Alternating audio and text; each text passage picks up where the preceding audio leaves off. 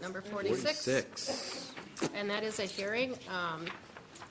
Kim, go ahead and then I'll start. Item 46 is a hearing to consider a request submitted by Joe Harn appealing the Planning Commission's October 24th, 2019 approval of planned development.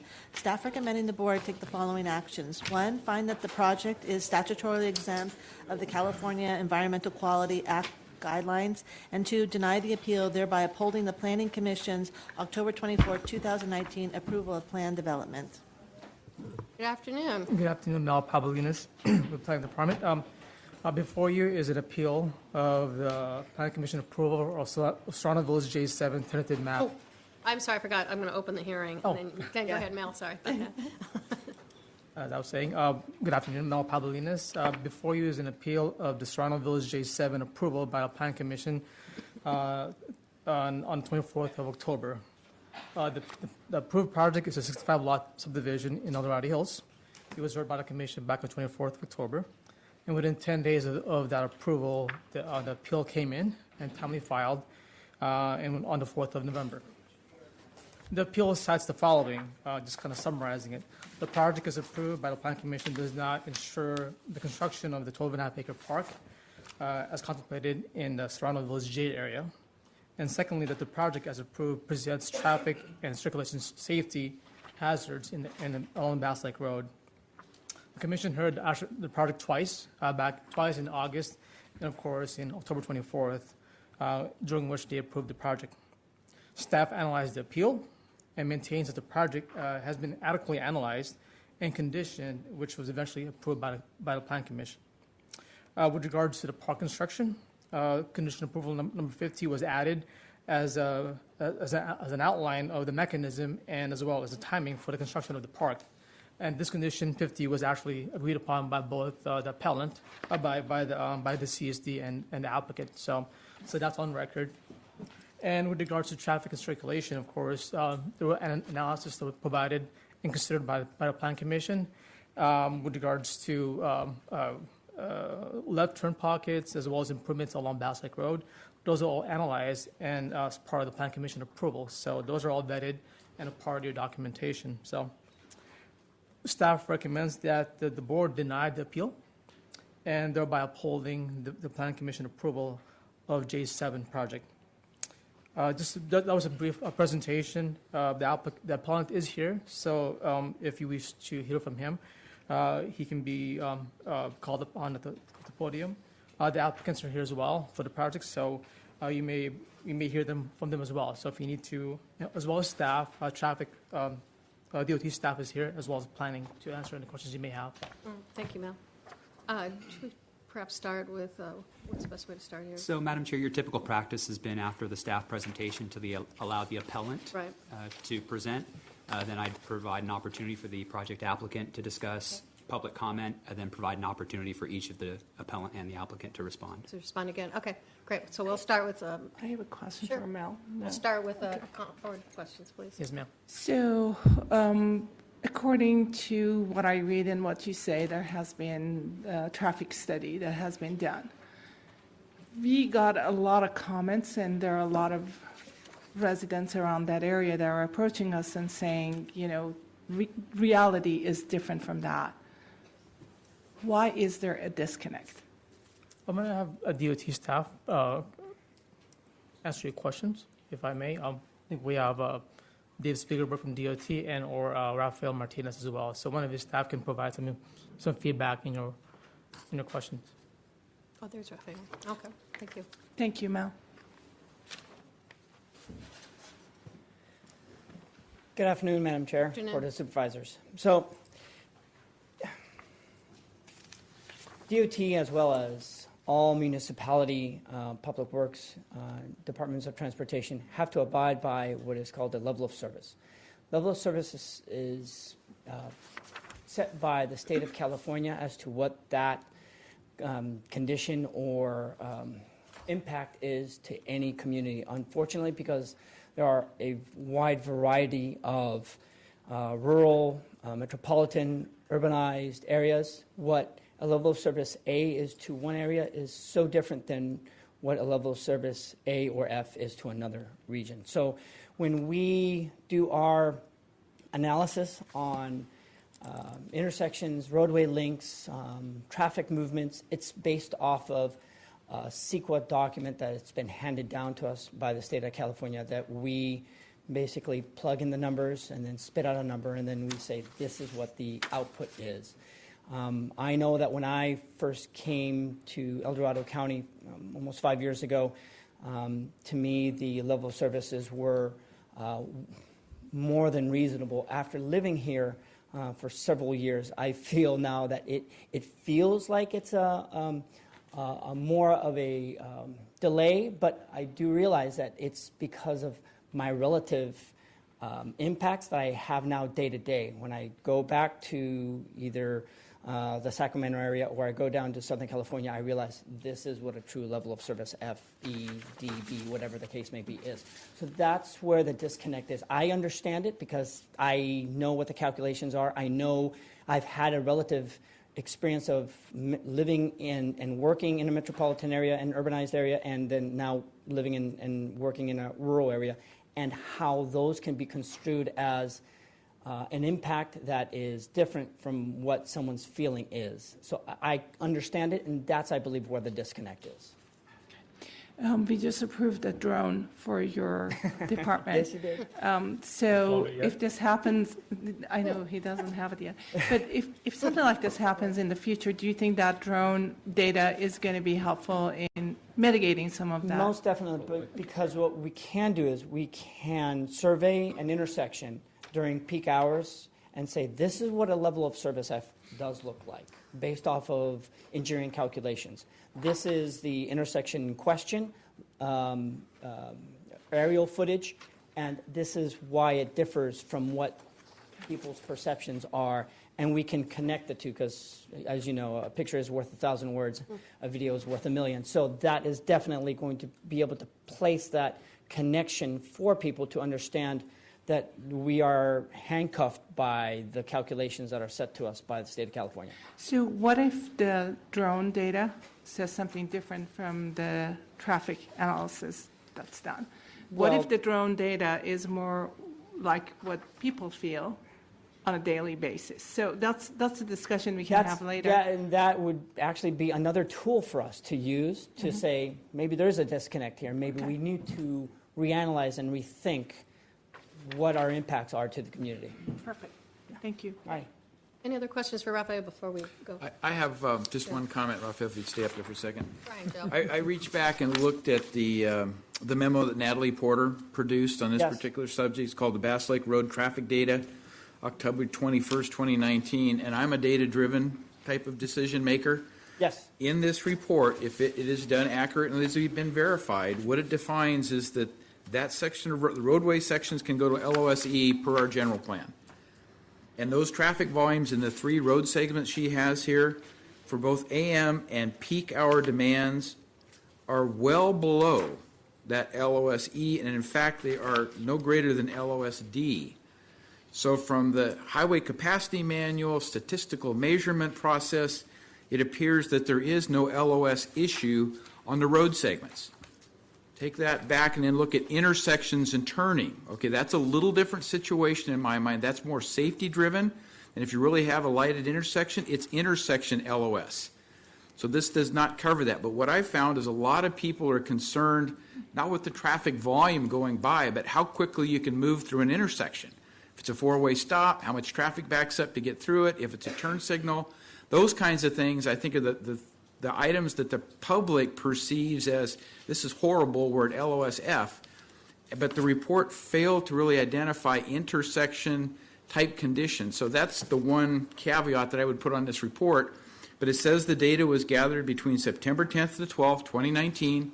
So clearly school was in session. Most schools started in the middle of August. So that data would indicate, and I would think verify, that from standpoint of road segments, we do not have an existing condition that even approaches the allowable LOSE. Is that a fair statement in your interpretation? Per the analysis that was done by Natalie Porter, that is correct. That there is no failure of the roadway segment or the intersections. There is and just like I described to Supervisor Frenson, it's that perceived failure of the delays. When you have a delay that is 10 seconds, 15 seconds, 20 seconds coming out or into any intersection, it is, and then there is traffic behind you that you feel a hesitation, that you need the anxiety. That feeling isn't calculated. And maybe that where the failure is in that report, because calculations don't include feelings, they just include numbers. I need to correct myself. I just saw another section I didn't properly highlight. It says neither intersection meets the peak hour signal warrant.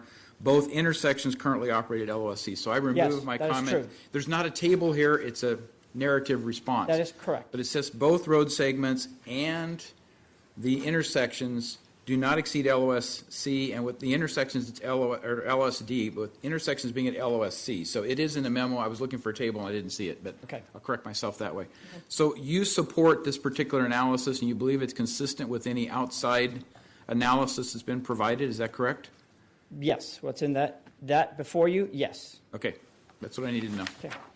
Yep. Any other questions, comments? Oh, yeah, John, that was you. Anyone else? I'm going to wait to hear some stuff first. Okay. Is that okay? Well, we're going to, yeah, I just wanted to find out if anybody wanted questions from Raphael. If not, I'm going to bring the I could come applicant. back, but Yes. you know how I am with tech. And I've this got somebody stuff, and so pacing it's back there that really needs to stand up and talk, Okay. it looks like. Stick Thank you, around. Raphael. Stick around. Joe, come on up. Good afternoon, Madam Afternoon. Chair. I believe in balanced reporting. Was taught that in the 70s in school. So I want to point out, first off, Park Development Company is extremely generous with nonprofits in El Dorado County. Some of their contractors, extremely generous with nonprofits in this county.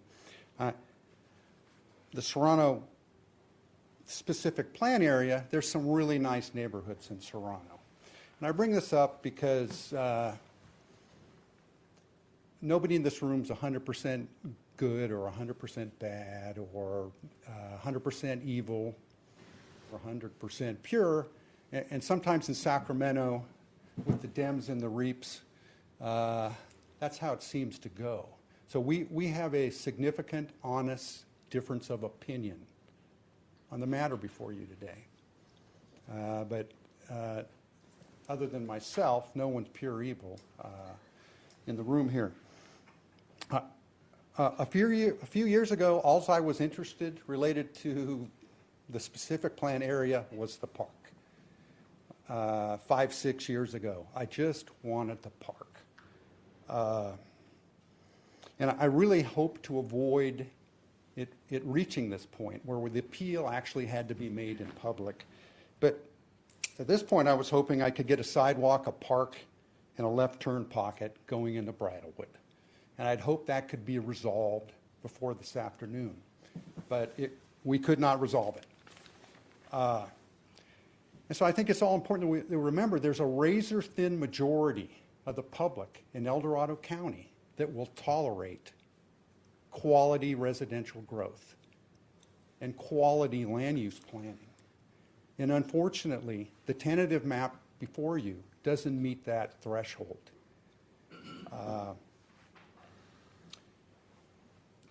I believe if the map is approved by your, or if the Planning Commission's motion goes through, we're going to further erode public confidence in the county's ability to do land use planning and to approve housing projects. And in my opinion, that would be unfortunate. It's my opinion that Tiffany is improving things. Well, first I better start, since anytime you say that, eventually you get to criticism, so I better go back to my pat agenda item thing. Harn makes the most mistakes in this organization. Don Ashton the second. It was great when Sweeney was in the room because I could look at him and say, I don't make the most mistakes. He made more than I did. But at this point, it's me. So in my opinion, Tiffany's improving things in the planning department. I want to compliment her in her efforts and accomplishments at the planning department. And I'd say the same thing about Dave Livingston, County Council, and Raphael and DOT. I believe those three departments are going in the right direction. But the county has a huge problem. We have a broken culture in the planning department. We have a broken process in the planning department when it comes to dealing with specific plans. Tiffany isn't responsible for the broken culture. Roger Trout isn't responsible for the broken culture, but it's broken. I think the five of you, I know you pretty well, you're environmentalists, and I'm an environmentalist. And yet, at least my case, I can speak. I'm not a big supporter of what has happened to the California Environmental Quality Act. It's become a bigger problem, possibly related to land use matters, than an actual solution to environmental degradation. The planning staff gave extremely bad advice to the Planning Commission, extremely bad. In a memo, the planning staff stated, no impacts have been identified for this tentative map, for this project. No impacts have been identified that were not discussed and mitigated in the EIR. The EIR is 30 years old. The Planning Commission was asked to make a finding. Specific plans are exempt. You don't have to do further. You don't have to do further environmental reports, further mitigated index, further environmental impact reports in a specific plan area if nothing of significance has changed. So the Planning Commission, the planning staff didn't account for how traffic on Highway 50 has changed in the last 30 years. Traffic on the Bass Lake Interchange has changed in the last 30 years. And more importantly, in 1989, when this project was approved, Bass Lake Road was envisioned to be 4 lanes. That was an assumption made in the environmental documents 30 years ago. So clearly, the exemption, they recommended that the Planning Commission make a finding that this project was exempt from the California Environmental Quality Act. And there's no evidence to support that finding. In fact, there's a lot of evidence to the contrary, that in fact, an environmental impact report is required for this project. So the first thing I'd like your board to do is send this back to the planning staff and have the County of El Dorado comply with CEQA. Then I have 3 specifics that I also have problems with this tentative map. The big one is the turn lane going into Bridlewood. It's a safety issue. On the August 8th memo that the Planning Commission received from the planning staff, essentially no discussion of road conditions on Bass Lake Road. And I want to compliment the Planning Commission because they badgered the staff about wanting more information about traffic on Bass Lake Road. And the item was continued a few times, and finally on October 24th, they received a report about traffic issues and concerns and counts on Bass Lake Road. Now, I'm disappointed on the way it went down because that wasn't available to me or to the public till the day before. And it's a pretty significant, the planning staff's memo, along with Natalie Porter's finding, are pretty significant. I wasn't aware of it the day before or the day the Planning Commission took this action. I don't know how long the Planning Commission had to vet it or members of the public had to vet it. But a left turn lane is warranted. Now we have a problem. The big problem is in December of 2016, your board made a policy decision to take the 4-lane Bass Lake Road out of the TIMFI program. There's no money. There's no money in the TIMFI program or any other fund I'm aware of in the County of El Dorado to pay for the left turn pocket.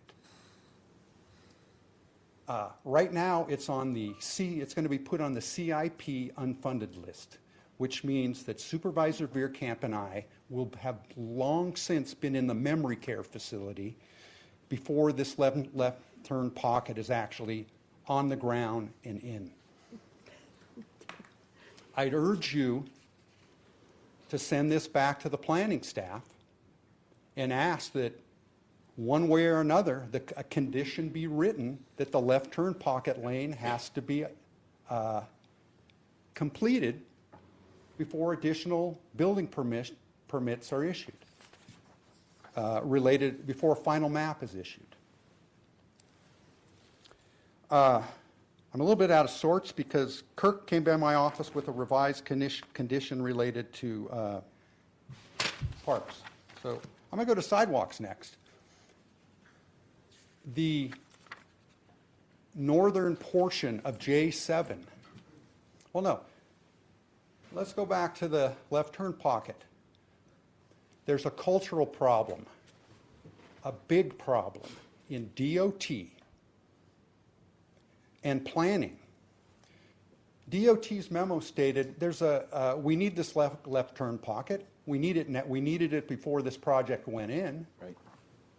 And this project will have a extremely minor effect on the problem that already exists. Well, let's look at the whole Serrano specific plan. We're talking 4,000 homes and Serrano Parkway coming on to Bass Lake Road. The Serrano project is a significant portion of the need and the problem why we need a left turn pocket going into Bridlewood. And eventually, we all know it, somebody's going to get hurt. So we can't continue to approve housing on Bass Lake Road till we have a plan to get that that left turn pocket in. It's simple. Sidewalks, same thing, safety issue. If you go to the north portion of J7, there's no way to walk next to Bass Lake Road to go to the Safeway. The new Safeway is an attraction. I hope it generates a lot of commerce and some traffic. But there's going to be a kid whose mother lives in Bridlewood Canyon, and he's going to tell his kid to go to Safeway and buy a carton of milk. There's guardrails on either side of Bass Lake Road. So you either got to walk down Bass Lake Road or ride your bike in the middle of Bass Lake Road. It's unsafe. My understanding, and I've come and talked to you guys about sidewalks and bike lanes before, related to Norm Brown's map, because the Bass Lake specific plan required the sidewalk/bike lane. And I came down when you guys were meeting in Building C, and I asked you, don't approve the map. That, again, the planning staff, although it was a requirement of the Bass Lake specific plan, the planning staff didn't make it a condition in the tentative map. So I had to jog down to Building C, and it ended up being a condition in the tentative map. But without a sidewalk and the attraction and the commerce that's going to be generated by Safeway, we're going to have a problem.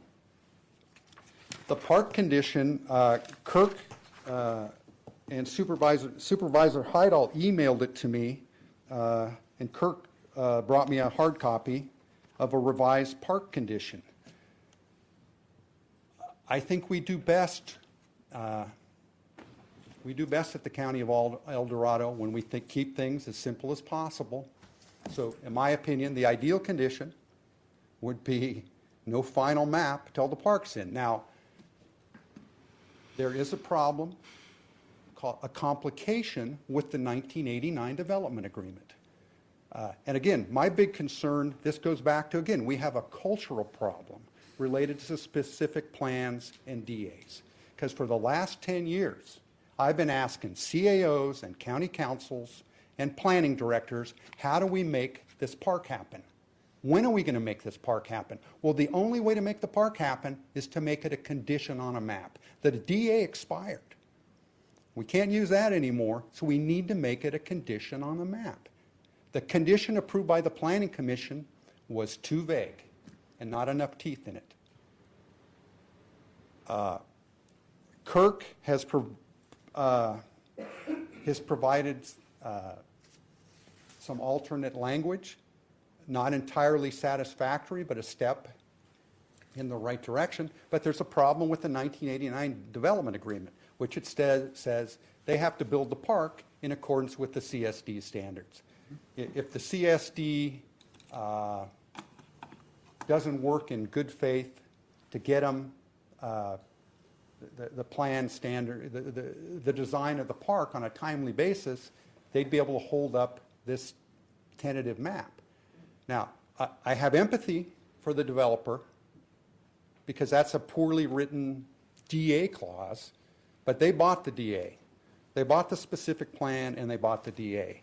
But I certainly would urge the board to alleviate some of Kirk Bone's concerns, which I believe are legitimate, have some kind of clause where the CSD has 5 months to give Kirk plans for the park, and after the 5 months is up, if Kirk puts us and the CSD on notice, the county has 2 or 3 months. We'll let Vicki Sanders have a public hearing in El Dorado Hills about what they want in the park, and we can have the county design the park if that's if that's a concern of an applicant.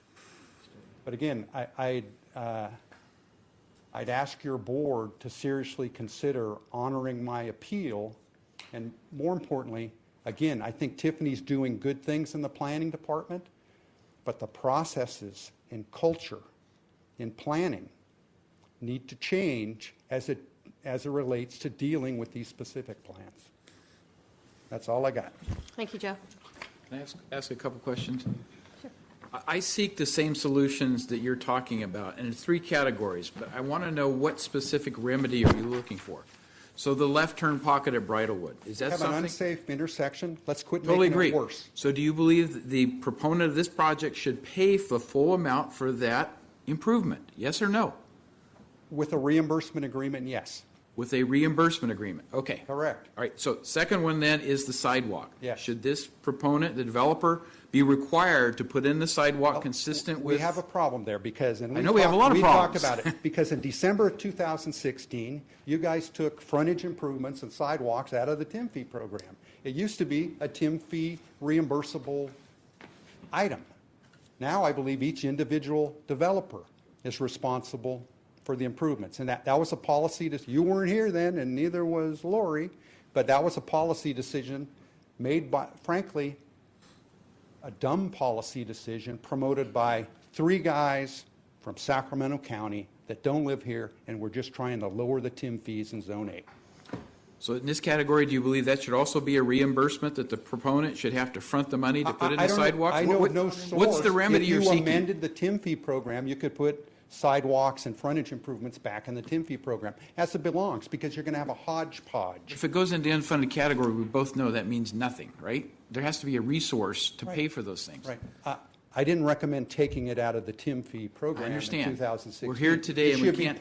It should be put back, in my opinion. I agree. Sidewalks and frontage improvements should be put back in the TIM fee I program. don't disagree, but for this particular situation, the remedy you would propose to get the sidewalks in is condition the applicant to require them to put sidewalks in with a Absolutely. reimbursement agreement? Is that part of it? We can't do that. Yeah, I'm not sure if there's a lawful I'm not aware of a lawful funding source that exists at the County of El Dorado right now to reimburse them. Neither am I. So Yeah. that's the dilemma. What is the remedy, right? And then the third one is the park. Right. We all want to see, I believe, that park delivered to the public as soon Right. as possible. It's only 20-plus years overdue. 30. 30 plus, okay, That's 30 not years 30, overdue. 29, So yeah. what is the mechanism that gets us there? And I don't necessarily believe that I've seen conditioning a developers map. do all kinds of things. You motivate them. You know how you motivate them? No final map till the park's built. That always works. It's every case I've ever seen. There's No two party- final there- map There's two till the park parties. bursts. There's 2 parties involved. You have to Right. have construction drawings Right. and the budget defined to build the project within the scope of the budget defined. Right. Right. To move forward and build that. Right. Do we know the amount of those CFD funds that are available down to the dollar Now, to say, here's what you can plan I gave your board, and in fact, I'm quite disappointed in planning. I gave your board a number at your request. Kirk Bones stood up and said, I gave you the wrong number. Now, I haven't got a letter criticizing my computation of the number. I haven't got an analysis of the mistake I made. So to the best of my knowledge, my number stands. But regardless, the condition that the Planning Commission approved, based on bad advice from the Right. planning staff, the condition, I have no idea what the budget is for the park. Nobody does. Kirk doesn't know what the budget is, the CSD doesn't know what the budget is, and the county auditor controller, his number has been challenged. So the new condition proposes identifying the funding that's available to build the park, having the construction drawings available, allowing Parker to work with that, okay? Right. But it's for a district park. It's not for a regional park. And I think that's one of the complicating factors here. We all know there's a strong desire to build a regional park out in that area by a number of people, including the Community Service District Board and their staff. Right. But this is a segment of that. It's not the whole project. So this needs to be properly scoped and funded to build what we can with that, consistent with the commitments of the development agreement that's expired, and not have it totally entwined with the remaining portion of that regional park, in my opinion. Otherwise, we don't get it. I agree with you. Give Okay. the CSD 3 months, 4 months to deliver plans. If they don't deliver the plans, Then the we'll have county has Vicki to do it? Sanders deliver the plan. We'll have her write up the plans, and then we'll tell Kirk to go build the park, and I'll bet he will. So will you participate in rewording the language for this additional condition to get it to the point that you're satisfied that the residents in that area, the community, will receive this park as quickly as possible? Because that's what I'm trying to achieve. Yeah. A delivered park. Absolutely. Okay, let's go to background. I mean, absolutely, Supervisor Heidel. I called Kirk in 2017 in June, a week, I don't know when, a week before J6 went to your board. And I said, Kirk, I don't want to do it, but I might come testify against your map. I want the park. I didn't get much help from the county council at that time. He and I had a strained relationship. So we ended up, Kirk sent me a draft letter saying, basically the letter says, we have no problem with a park construction condition in the next map that comes forward related to the Serrano specific plan. I believe this is the next map. And the language was stronger in the letter that your board got on June 27, 2017, because I read it this morning. The language was much stronger in that letter than it is in the condition approved by the Planning Commission. Very good. Thank you for that, because I support your remedies. It's just how do we get there legally? Because I think we're going to hear maybe from county council on that. So, Well, one way to do it is just reject the map. There's no and I hope it doesn't come to that, Yeah. because I want the park, I want the left turn pocket, and I want the sidewalks. What else? What? What else? What do you mean, what else? You keep coming up with more things that you want. No, I'm just wondering what those were the else. three he stated. He's been consistent You're with saying that. 5 years ago, you just wanted the park. That's That's why right, I just that was the wanted the- first thing you said today was 5 years ago, I just wanted the park. That's correct. Okay, so that's why I'm asking, is there anything else? Just so we're clear. No, but let's go back. There hasn't been an environmental analysis done of this as required by my understanding of state law, and I'd love you to ask the county council right now if it appears that an environmental study is required and compliance with CEQA is required for this. The finding that nothing has changed in 30 years it's not a reasonable finding that the Planning Commission, based on poor advice from the planning staff, that finding is not reasonable. Shiva. Great. So every 5 years, if he only wants two things, that's a good thing. That's a good sign. So We know bear that's with not me. I have questions for you, but I want to set the tone like you did with the staff and everyone else. So first of all, thank you for bringing this to our attention. Thank you, staff, for doing the work for it. When I see a project like this, that there is so much controversy and concern from the residents, I don't take that lightly. I believe that there is a major disconnect somewhere. That's why we are here. I look at the projects that we have approved for Serrano. I have been on the board since we approved a couple of these projects, and we haven't had any fallouts, any objections from the community, and all that. Thank you, Mel, for sending me the list.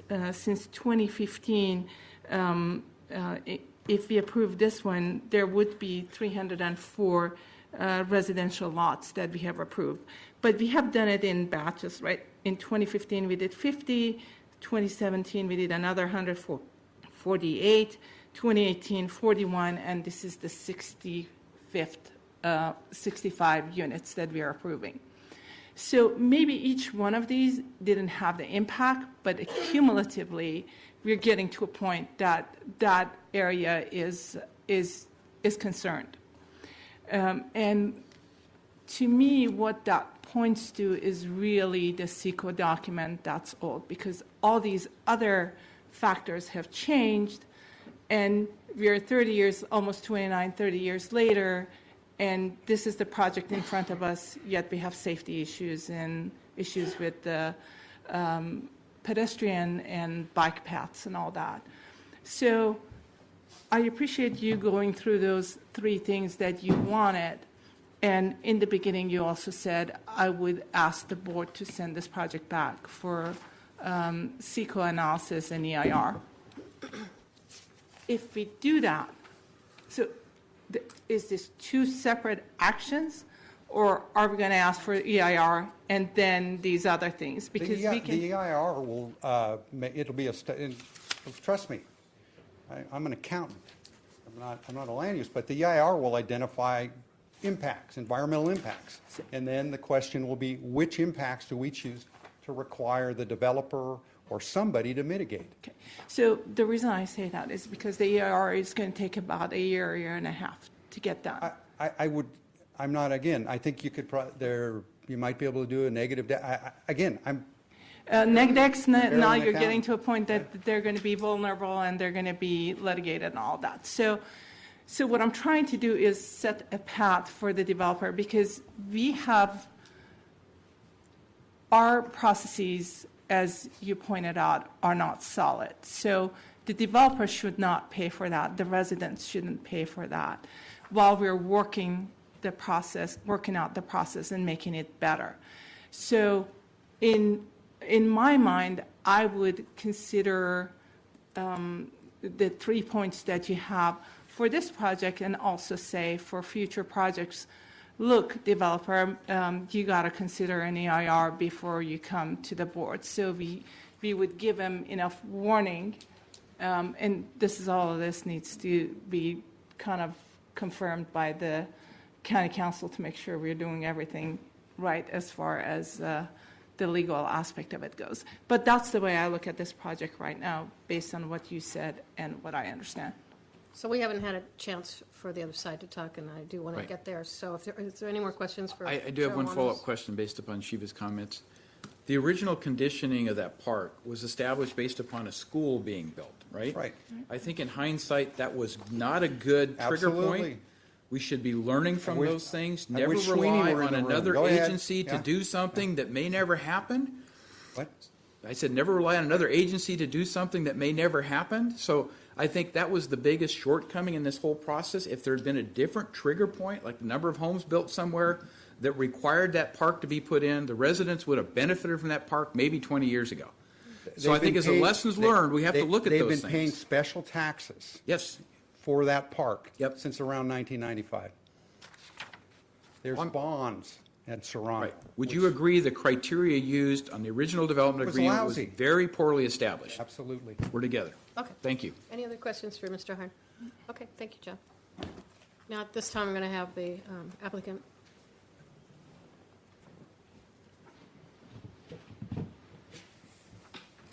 Good afternoon, Kirk Bone, Serrano Associates.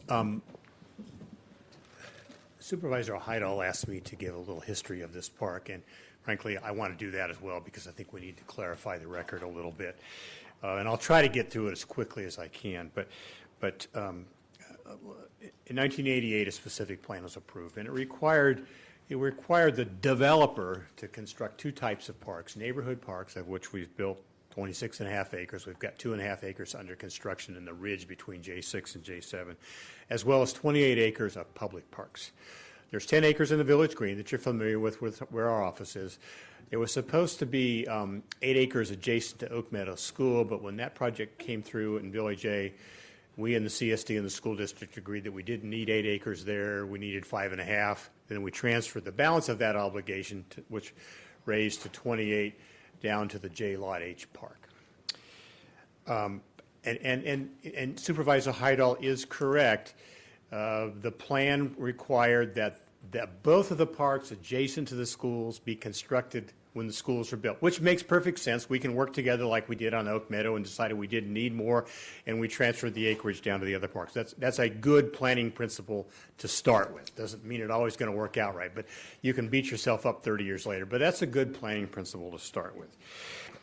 So the plan was that when the schools were constructed, the park was going to be constructed. Well, over the history of this plan, the rescue site has moved 4 times, just so you know. In the original plan, it was below the Bass Lake Dam, and they were concerned about that, and then Bass Lake Road was realigned 25 years ago after the project was approved, which was contemplated. They moved into Village J from originally being in Village G, and that was all agreed to, and that's how we proceeded. Again, waiting for the school district to come forward with their plan. So we were waiting and waiting and waiting. Mike Cook and I spent years working with Rescue School District trying to work out with them a purchase of that property. Because we had a park district that wanted to go forward. Frankly, if they didn't want the property, we could work out something where we could get some more residential development. That took years, and we got to a point where literally we were in a church ready to get married, and they ran out. I mean, they literally ran out with no explanation at all. So we were a little frustrated with that. So now all of these things kind of happened over time. But then we went to the CSD in this time frame and said, hey, we're not sure if rescue is going to come or not going to come. Why don't we work on a plan that assumes that they don't come and at least get it approved? And as Supervisor Heidel is shaking his head, yes, that's what created the so-called Barbell Park. We didn't really like it. The CSD didn't really like it, but it satisfied some neighbor concerns because the neighbors that were immediately north of the parcel that they thought was going to be a park they wanted residential there. So what we did was we got a Barbell Park approved, I don't know, a long time ago, as kind of a plan B, waiting to see what rescue would do, but not waiting forever in terms of our ability to move forward with our project and, more importantly, for the CSD to get a park. Finally, if you'll remember, the Rescue School District acquired a large chunk of what's referred to as the Bass Lake property from EID. They then notified us that they were no longer interested in buying a school site on Village J.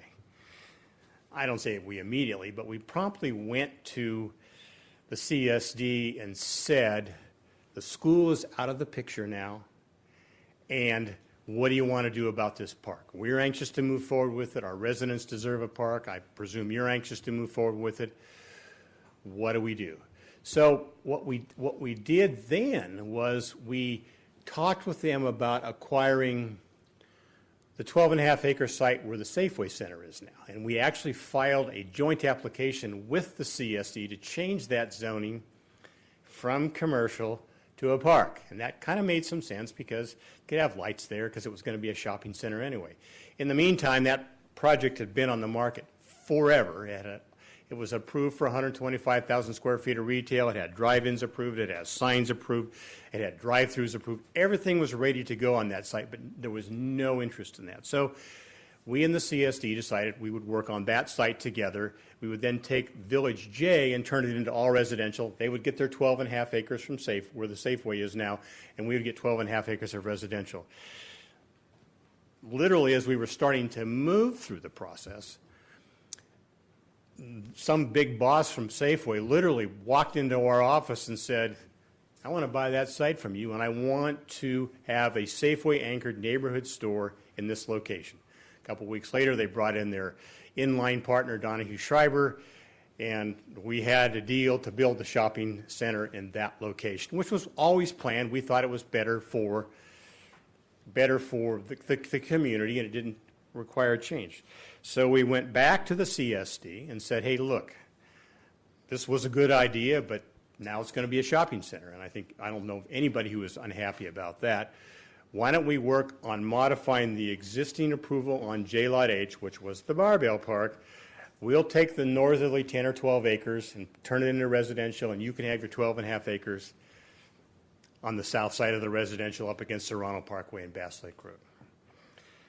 That started, and that application was, that process was completed actually in August of 2018. If you remember, one of the last times we were here on a neighbor appeal on that particular approval. So as a practical matter, notwithstanding everybody's mutual frustration, we're back to where we started. And frankly, we didn't have a go-ahead to really do anything on that parcel because you didn't approve the modification of J-Lot H that was appealed until August of 2018. Well, in the meantime, again, I know there's some hard feelings about the Safeway site. In the meantime, the CSD, in my opinion, and we've been encouraging them to do this for years, has acquired Bass Lake and now wants to do a regional park. Well, that seemed even more logical to me because the 12.5 acres for which there was land, for which there was money to construct the park, for which there were environmental approvals could clearly be a gateway or the first phase of that, however you want to do that. So we really only, I know there's a frustration that it's 30 years overdue, but frankly, it's not really in the sense that the pieces didn't come together. And in the end, what you got was a quality neighborhood shopping center at Serrano Parkway and Bass Lake Road instead of a park, and 12.5 acres adjacent to the Bass Lake the so-called Bass Lake Regional Park that the CSD is working on. So I know it seemed to have taken longer, but in the end, I think the outcome is about the same. I mean, I think it's going to be a good outcome if we can get there. So where are we today? Well, today we went, back in October we went to the Planning Commission. The CSD was concerned that we wouldn't honor our commitments, even though we had said so on numerous occasions in numerous places at numerous times that we would, in fact, honor our commitment. 1, to dedicate the land, and 2, to construct the park. Right now, I think as Supervisor Heidel was pointing out, the way the arrangement is in the development agreement, which we think the obligation continues even though it has expired, is that they are obligated to design a park. We are obligated to construct that park and then dedicate it to them. We can't get out ahead of ourselves. And given the fact that the money that the CFD has money to develop this park, we are very cautious about getting out ahead of ourselves in terms of trying to accomplish things that we need to do. Now, so we went to the Planning Commission on October 24th on the park issue. The CSD was concerned about the dedication. We worked out an agreement which they said they supported. It related to deed restricting the property so it wouldn't get sold out from under them, for which we had no intention of doing anyway. They supported it. When we went through the process, everybody was on board with that effort. And then we had this appeal filed, and as near as I can understand, Joe Harn wants some specific timing, which is this alternative condition that Mike Cook and Dave Livingston worked on last night to see if that would satisfy those particular concerns. And we're happy to accept that condition. I can't have a condition on a project, though, that says I got to wait for somebody else to do something that they may or may not get done. And I don't want the CSD to take that the wrong way, but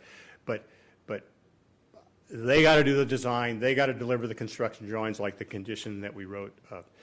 I can't wait for that to happen because what if it never happens and we're back here again? So that's kind of where we find ourselves on the park issue. Does anybody have any questions about that? John, do you want me to pass around that proposed condition or what, however you want to do that? I would like to see it. Okay, would you? Okay. Sure. That was a late development, like was referred to, and it's an attempt to try to get stronger assurance that park will really be built in the shortest period of time. So we can wordsmith it some more and stuff, but I think it's a move in the right direction from my view. Yeah. There's a lot of ways to look at it. So. Now, there's another conversation going on which relates to the ultimate dedication, modifying the existing agreement. And as I told Allan Priest 2 or 3 weeks ago, if you want to go to the county and you want to change the agreement that's in place now, which requires us to construct a park that's designed by the CSD and then dedicate it to the CSD, we will work with you on that. We will be more than willing to cooperate in that conversation where, frankly, we dedicate the land and assign the money that's in the CFD to the park district so they can go out and build the park whenever they want to. And I know there's some conversations going on about that. I don't know how quickly that can happen. I suspect that things always take longer than you think they're going to take, even when you're optimistic. But I want to assure the folks at the CSD, as well as you, John, that we are totally on board and cooperating with that. We will go anytime, any place, anywhere to have a meeting about that, to work that out. But I don't think we can get that done. I'm just not optimistic that things happen very quickly. So, are there any questions about the park and the status of the park? I just have a comment because I was surprised to see the CSD's letter during the appeal, because I thought during our 2x2s we got to a point that both parties were satisfied with that. Just the comment. On what particular issues, Sheila? The park. In terms of, we all want to build the park as quickly as possible. You got to take. I was surprised to see the concern from the CSD. Okay. Yes. Yeah, and just so you're clear, this condition tries to satisfy the appellant. It has nothing to do with the other conversations that are going on, and we are all in on that conversation. We would love to give the land to the CSD. We would love to assign the Facilities District money to the CFD. If we could do it tomorrow or this afternoon, we would. So I don't want anybody to be confused by that. I'm just trying to respond to the appellant as opposed to what the CSD's concern may or may not be. So I have to question the other two solutions that Joe Harn proposed, the other two remedies. Yeah. One of which is putting the turn signal in at Bridal, so not turn signal, but the turn lane in a Bridalwood. Would you be willing to accept responsibility for funding that under a reimbursement agreement? Is that a viable alternative to move that part of it forward to resolve that safety issue? And can I confirm, is that southbound? Because northbound or south, what are you talking? I think it's southbound left turn, but it's Gotta be also left turn coming from- out of Bridalwood. So I think it's left a turn refuge coming lane out. type of situation is what I think it Out of really is. Bridlewood onto Coming Bass out. Lake Road, Yes. some Yes. sort of a turn pocket. That's for the more traffic. important part of it, in my opinion, but I think it's a refuge lane type configuration as we've It's hard seen to get out of proposed in there. several areas. It's not a turn in, it's a turn, come out. Well, it is a turn in also on the other side. I think it's a turn in and a turn out. So that traffic coming behind you doesn't rear end you when you're trying to wait to get people cleared to the gate to go into Bridlewood, right? So it would be from traffic going on through to Green Valley or accessing Cameron Park or Silver Springs or. Right. But basically, there's two left turns, one coming off of Bass Lake Road and one getting on to Bass Lake Road. It's a Yeah. left turn refuge. And to confirm, at least the findings of Department of Transportation are at this time, with the traffic studies and so forth, that it's not warranted. Is that what I heard Yes, earlier, and no. Raphael? Well, No, it it's says an it, existing condition. Okay. yeah. Okay. I Existing. just- So the existing conditions would justify the installation of that turning lane. There is Okay. no funding for it. So what DOT has proposed is putting in the CIP as an unfunded Okay. category, which we all know they kind of died the fast death of it, ever seeing anything. Somebody has. That's correct. Dave Spiegelberg with DOT. I guess I'll back off of that. Yeah. You know, we monitor all this stuff all the time. We have an intersection needs priority list, and that is based, the priorities in that intersection list are based on a number of factors, right? ADT, speed of the roadway, a number of accidents, type of accidents, all those kinds of things go into that mix. We come up with a list of intersections that we need to fix. The accident rates in this location are about half what we'd actually look at for a grant application. And so if Serrano was conditioned to build it, we could run out and look for a grant. We're probably not going to be successful because our accident rate's not very high out there. And that's the only way the reimbursement would happen is with a grant. Is that correct, Dave? Yeah, I mean, Okay. the answer is, Tempting. I mean, if you want an answer today, John, I understand why you're asking the question. And frankly, we spent a lot of time with John Davey and the Bass Lake Action folks, and everything that we've done, we've shared with them. All these traffic studies, I think they've seen them before most people have. But I couldn't agree to that because, one, I don't know what it looks like. I don't know how much it costs, and I don't know when if ever, I'm going to get paid back. So I share their frustration. I understand their concerns, but absent some kind of a funding source and absent some kind of a design, which I wouldn't want to do here today. Yeah, I understand. I mean, I said, are you designing willing to these consider? I didn't yeah. say today. Yeah. Designing these intersection improvements at the podium is always very dangerous Mm-hmm. because you just don't have time to think them through and make sure you understand Would you exactly. be supportive of kicking this back to the planning commission to go through that? No, I wouldn't. Okay. No, I wouldn't. So how about the third proposed remedy, and that's the sidewalk? To get the sidewalk installed so you have access from J7 to the Safeway facility is a walking, safe environment trail. Is that something you would consider doing with some kind of a reimbursement agreement or not? But we don't have a funding source for Yeah, that, I mean, John. we do. Well, I think for sidewalks, it might be a little bit different than what Dave was referring to. Sorry, you're right. Because we are able to get monies for sidewalks and bike trails and Yeah. that sort of thing, different from what the other grants are. Walkable, sustainable. Yes. walkable, blah, blah, Yes. blah. It's a different category. Can you get it after you approved it and you already built it? I'm not sure. That I don't know. Reimbursement? You know, That's a these question are all, for I Dave. mean, I don't want to minimize the importance of these ideas, John. I appreciate you're like me. You're trying to find a way to make as many people happy as possible, and I understand your concern.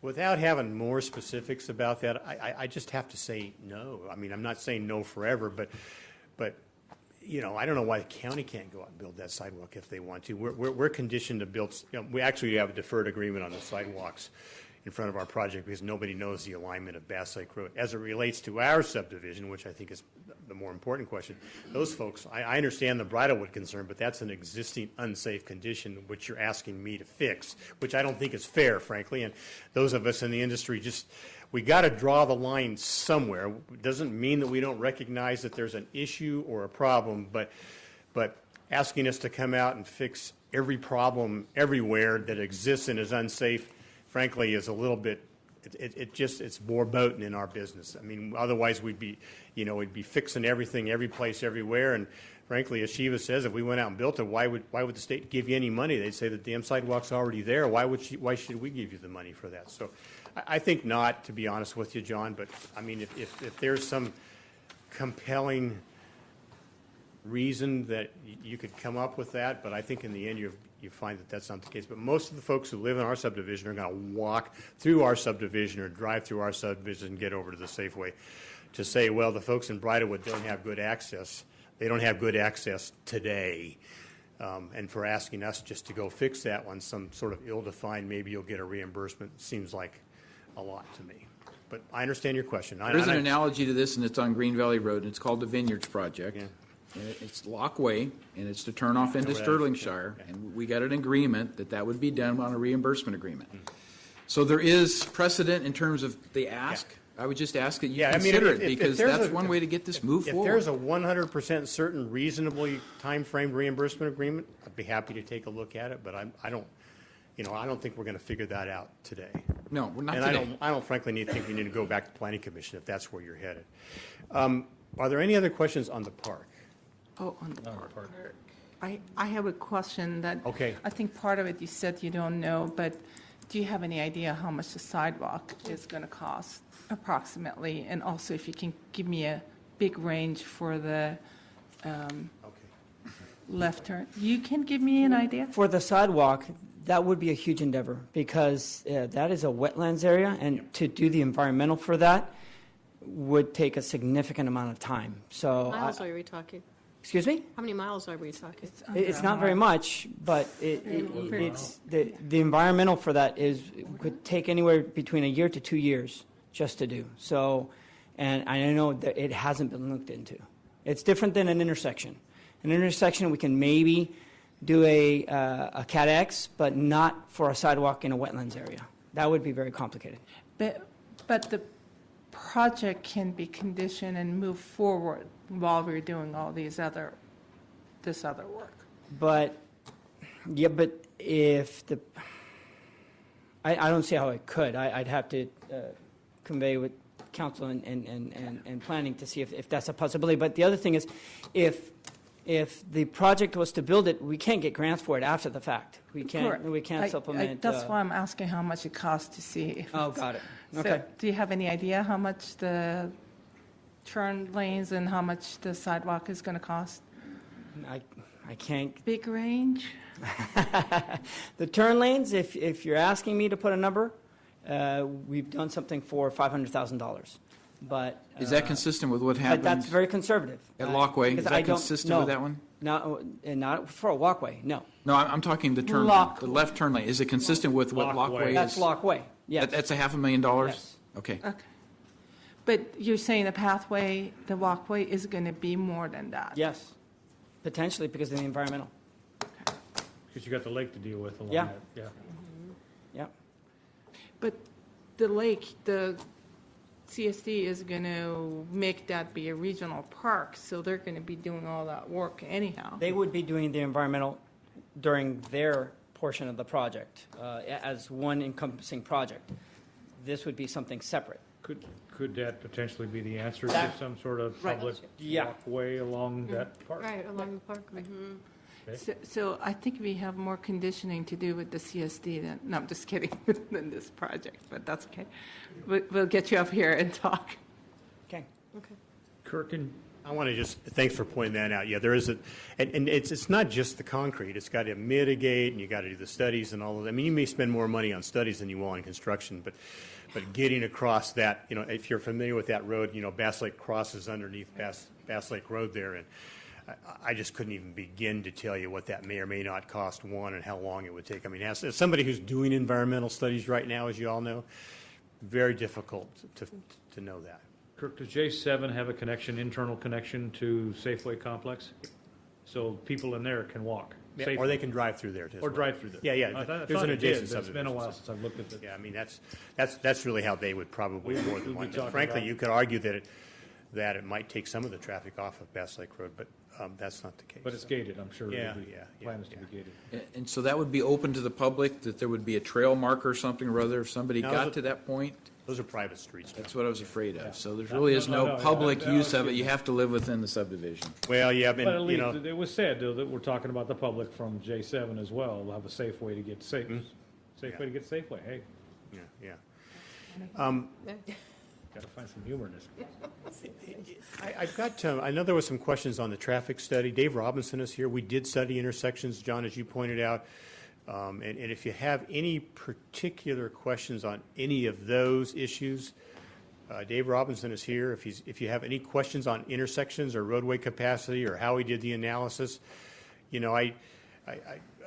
John, as you know, we've met with John Davey and all these folks many, many times, and even after we completed this study, and I know it doesn't validate what they think is there, but if there's another way to study traffic, I'd like to know what it is. I don't, because the planning commission thoroughly reviewed that, in Yeah, my opinion. yeah, I listened yeah. to the audio, so Yeah. I'm satisfied they I mean, run we've the done what we traffic can. study out. Yeah, So I'm sorry it didn't generate the answer that that some folks were looking for, but it was an honest, straightforward the study. timeliness of it was the only question, I think. Yeah, and yeah. It is what it is.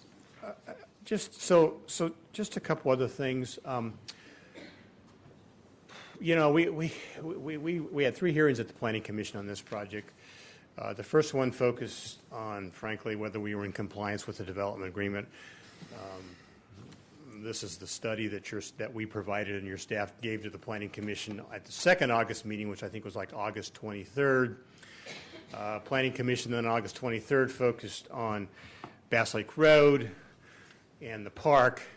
In particular, we went out and did a traffic study, as you all know, and it should be in your packet somewhere. The conclusions are the conclusions. It did identify that warrant there at Bridal, a potential for a warrant at Bridlewood, but I would defer to your DOT folks on when and how where they build things.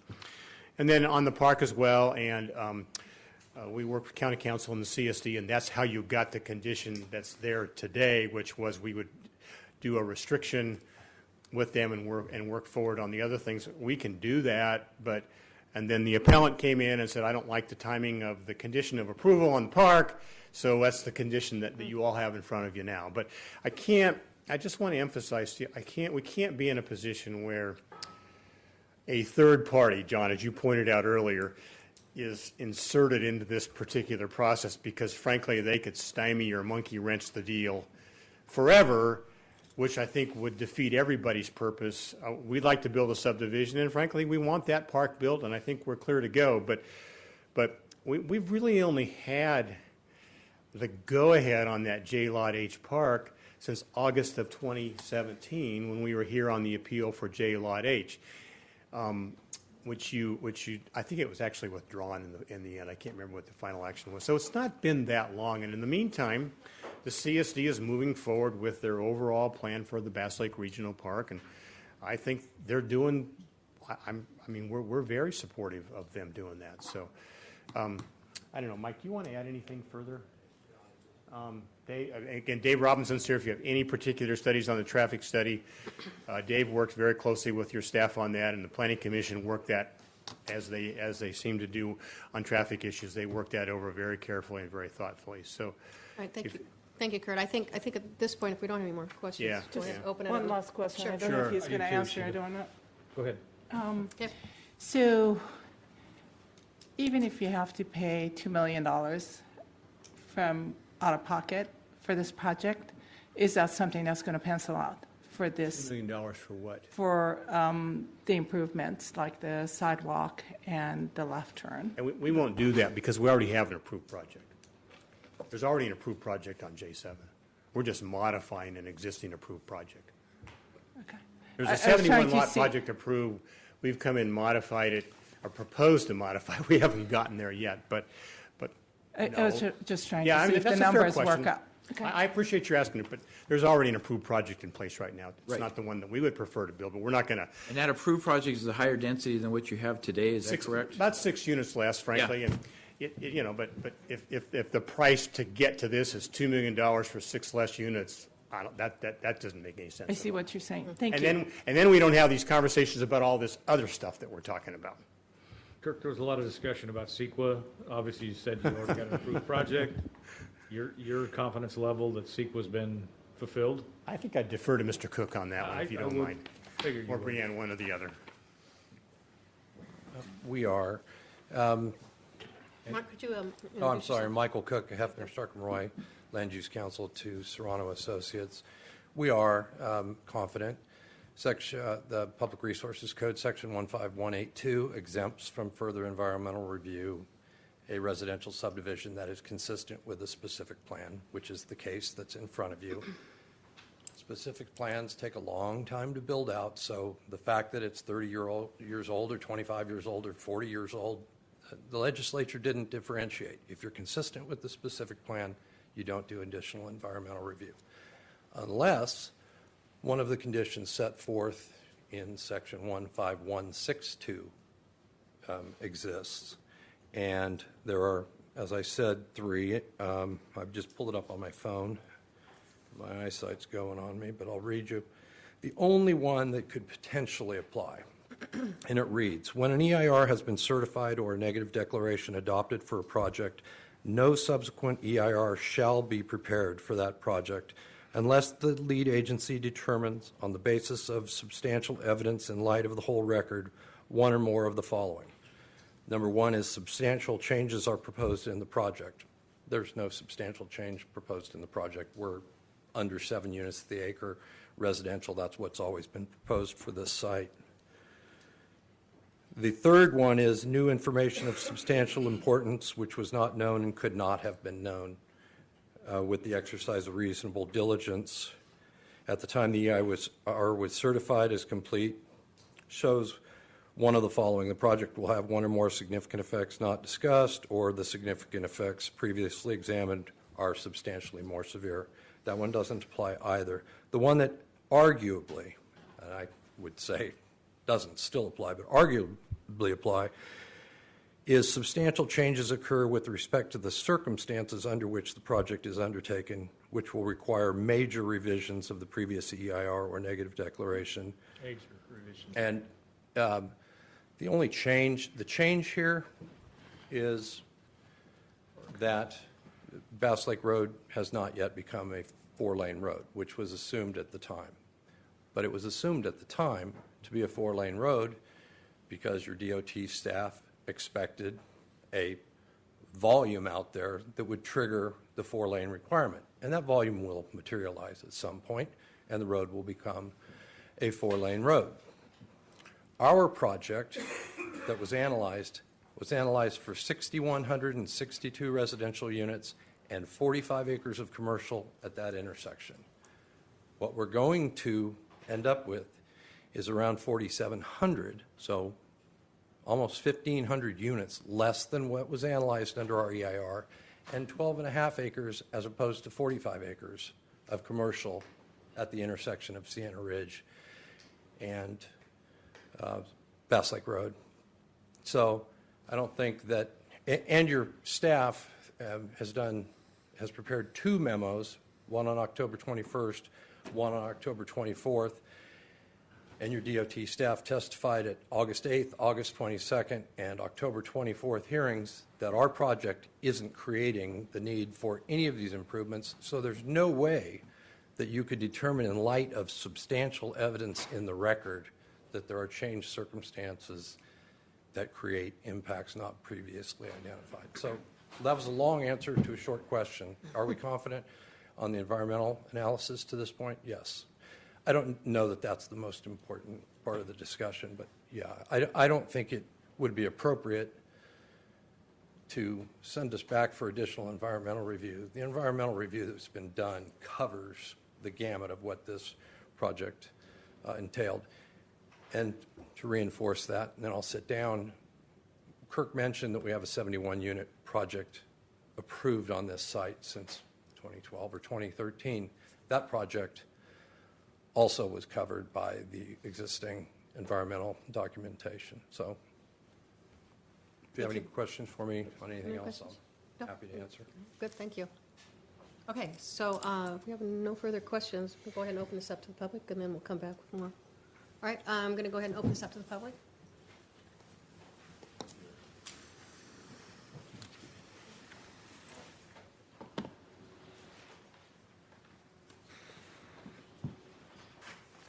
John Davey. I'm a 24-year resident of the Bass Lake area.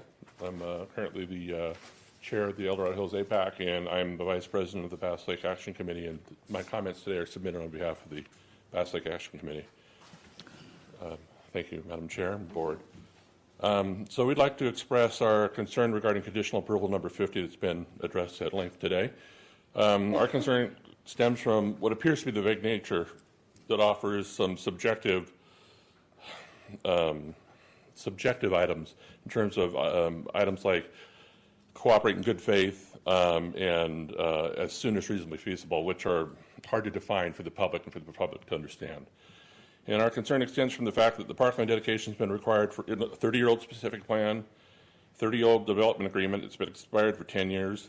And so 30 years, and we've been, the residents have been looking for this park to be dedicated, and it's still in question, so it's unclear this condition of approval, why it was required on the specific project, other than I think that the Planning Commission had concerns about it. So what we were looking at is we've had a long history of concern with traffic and pedestrian facilities in the community. We've offered lengthy comments, sorry about that, regarding traffic concerns in the area, and we've had many discussions with the applicant, and they've been tremendously generous in their time and their willingness to engage with us and hear our concerns, and and understand they're valid to us, and they've been willing to hear them. So we recognize that this project is going to become homes for our future neighbors, and we want to them to reap the same rewards from living in our community as we do, and we look forward to welcoming them there. We understand that since the full improvements to Bass Lake Road aren't determined to be warranted now, the 4-lane alignment, that future frontage improvements required in this specific plan and required of this project will be deferred until the full improvements to Bass Lake Road are warranted, and the applicant will be required to contribute funds to a frontage improvement account. We're concerned, though, that the comprehension of the current conditions in this specific area, in this specific segment of Bass Lake Road, the accuracy. I know that there's been comments about it's a traffic impact analysis, and it's been done. It's done by professionals, and we understand that. But our concern is that there have been a lot of traffic studies, and there have been a lot of feedback about the conditions on Bass Lake Road. 2016, 3 long-planned CIP projects were removed regarding Bass Lake Road from the CIP. And then in 2018, a 4-lane expansion of Bass Lake Road from US 50 north to Serrano Parkway was added to the CIP.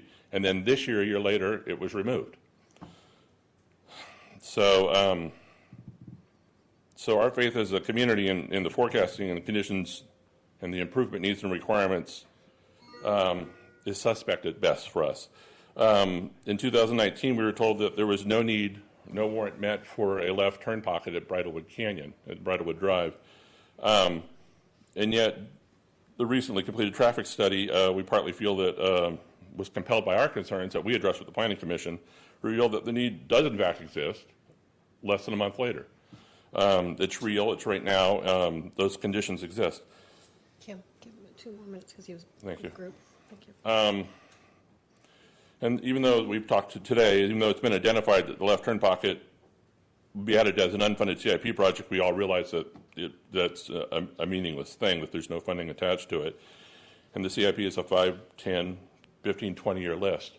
So we have zero belief, really, that improvement will happen in any reasonable time frame. I'll also throw in real quickly, looking at the clock here, 24-year resident of the area. I've been rearing on a Bass Lake Road at the old Sienna Ridge Road stop sign configuration. I pulled a driver out of his overturned vehicle. I pulled another driver out of a vehicle that ran off the road. And this past March, my wife and my youngest daughter were hit in head-on collision at 40 miles an hour with the inside of our driveway on Bass Lake Road. So those are just my experiences, and other residents have similar experiences. So our concerns are based on not feelings or emotion, but what we experience in real life. And I know the DOT has said that, the perception in a rural area is that any traffic change can feel very significant or impactful. And it's, perception by rural residents. It doesn't match with the facts provided by the traffic analysis, traffic counts, traffic studies, and other data evaluated by our professionals. But the key item in consideration is that this is not a rural region. The county has approved suburban development of thousands of homes, creating a dense suburban community. And this part of the Bass Lake community, it stopped being rural in the 1990s. The road itself remains largely rural and unimproved. So essentially, we support the auditor's appeal of this. We think the most reasonable minimum thing that can benefit the community would be to eliminate left turns in and out at J7, at the A Street for J7, if there's no left turn pocket provided for Bridlewood Canyon. So we have a lot of other concerns, and I'm sure you have all our letters, but I would say that the sidewalk is a concern. I know the CSD owns the property, and I don't know if anybody's reached out to the CSE to see if there's any feasible opportunity to work collaboratively to provide that sort of pedestrian facility, which is part of the general plan. It's the goal of the general plan. So. Thank you, John. I have a question. Oh, John, hang on. So it seems like there is an approved project for 71 units. 71, yes. So have you looked at that project to see if the board doesn't approve this project? It's the same result functionally for the community. Okay, I mean, the so same there are no traffic impact. drawbacks to that plan if that moves ahead? The drawbacks, the 71, obviously, it's a higher density. 65 would probably be a better fit in the community. It is right up against the wall for Bridlewood Canyon residents. 71 units, I believe, would be higher in nature, and we've talked with the applicant, and they've shown us, the grading plans and how with the current 65 unit plan, it'll be lower, less impact sight lines for Bridlewood residents. So, I think we've, at Bass Lake Action and as a community, we appreciate the 65 unit alternative. It's a more appealing to us. Obviously, less residents, less traffic, one can assume. So if it's between 71 and 65, with the current condition, you pick the 65? Yes. Okay, thank you. Thank you. Okay, still public comment. Come on up. If you do, damn if you Podium. don't. Yeah. Well, let's be damned. Good afternoon. Hi there, Madam Chairman, Board. My name is Allan Priest. I'm a member of the Board of Directors with the CSD.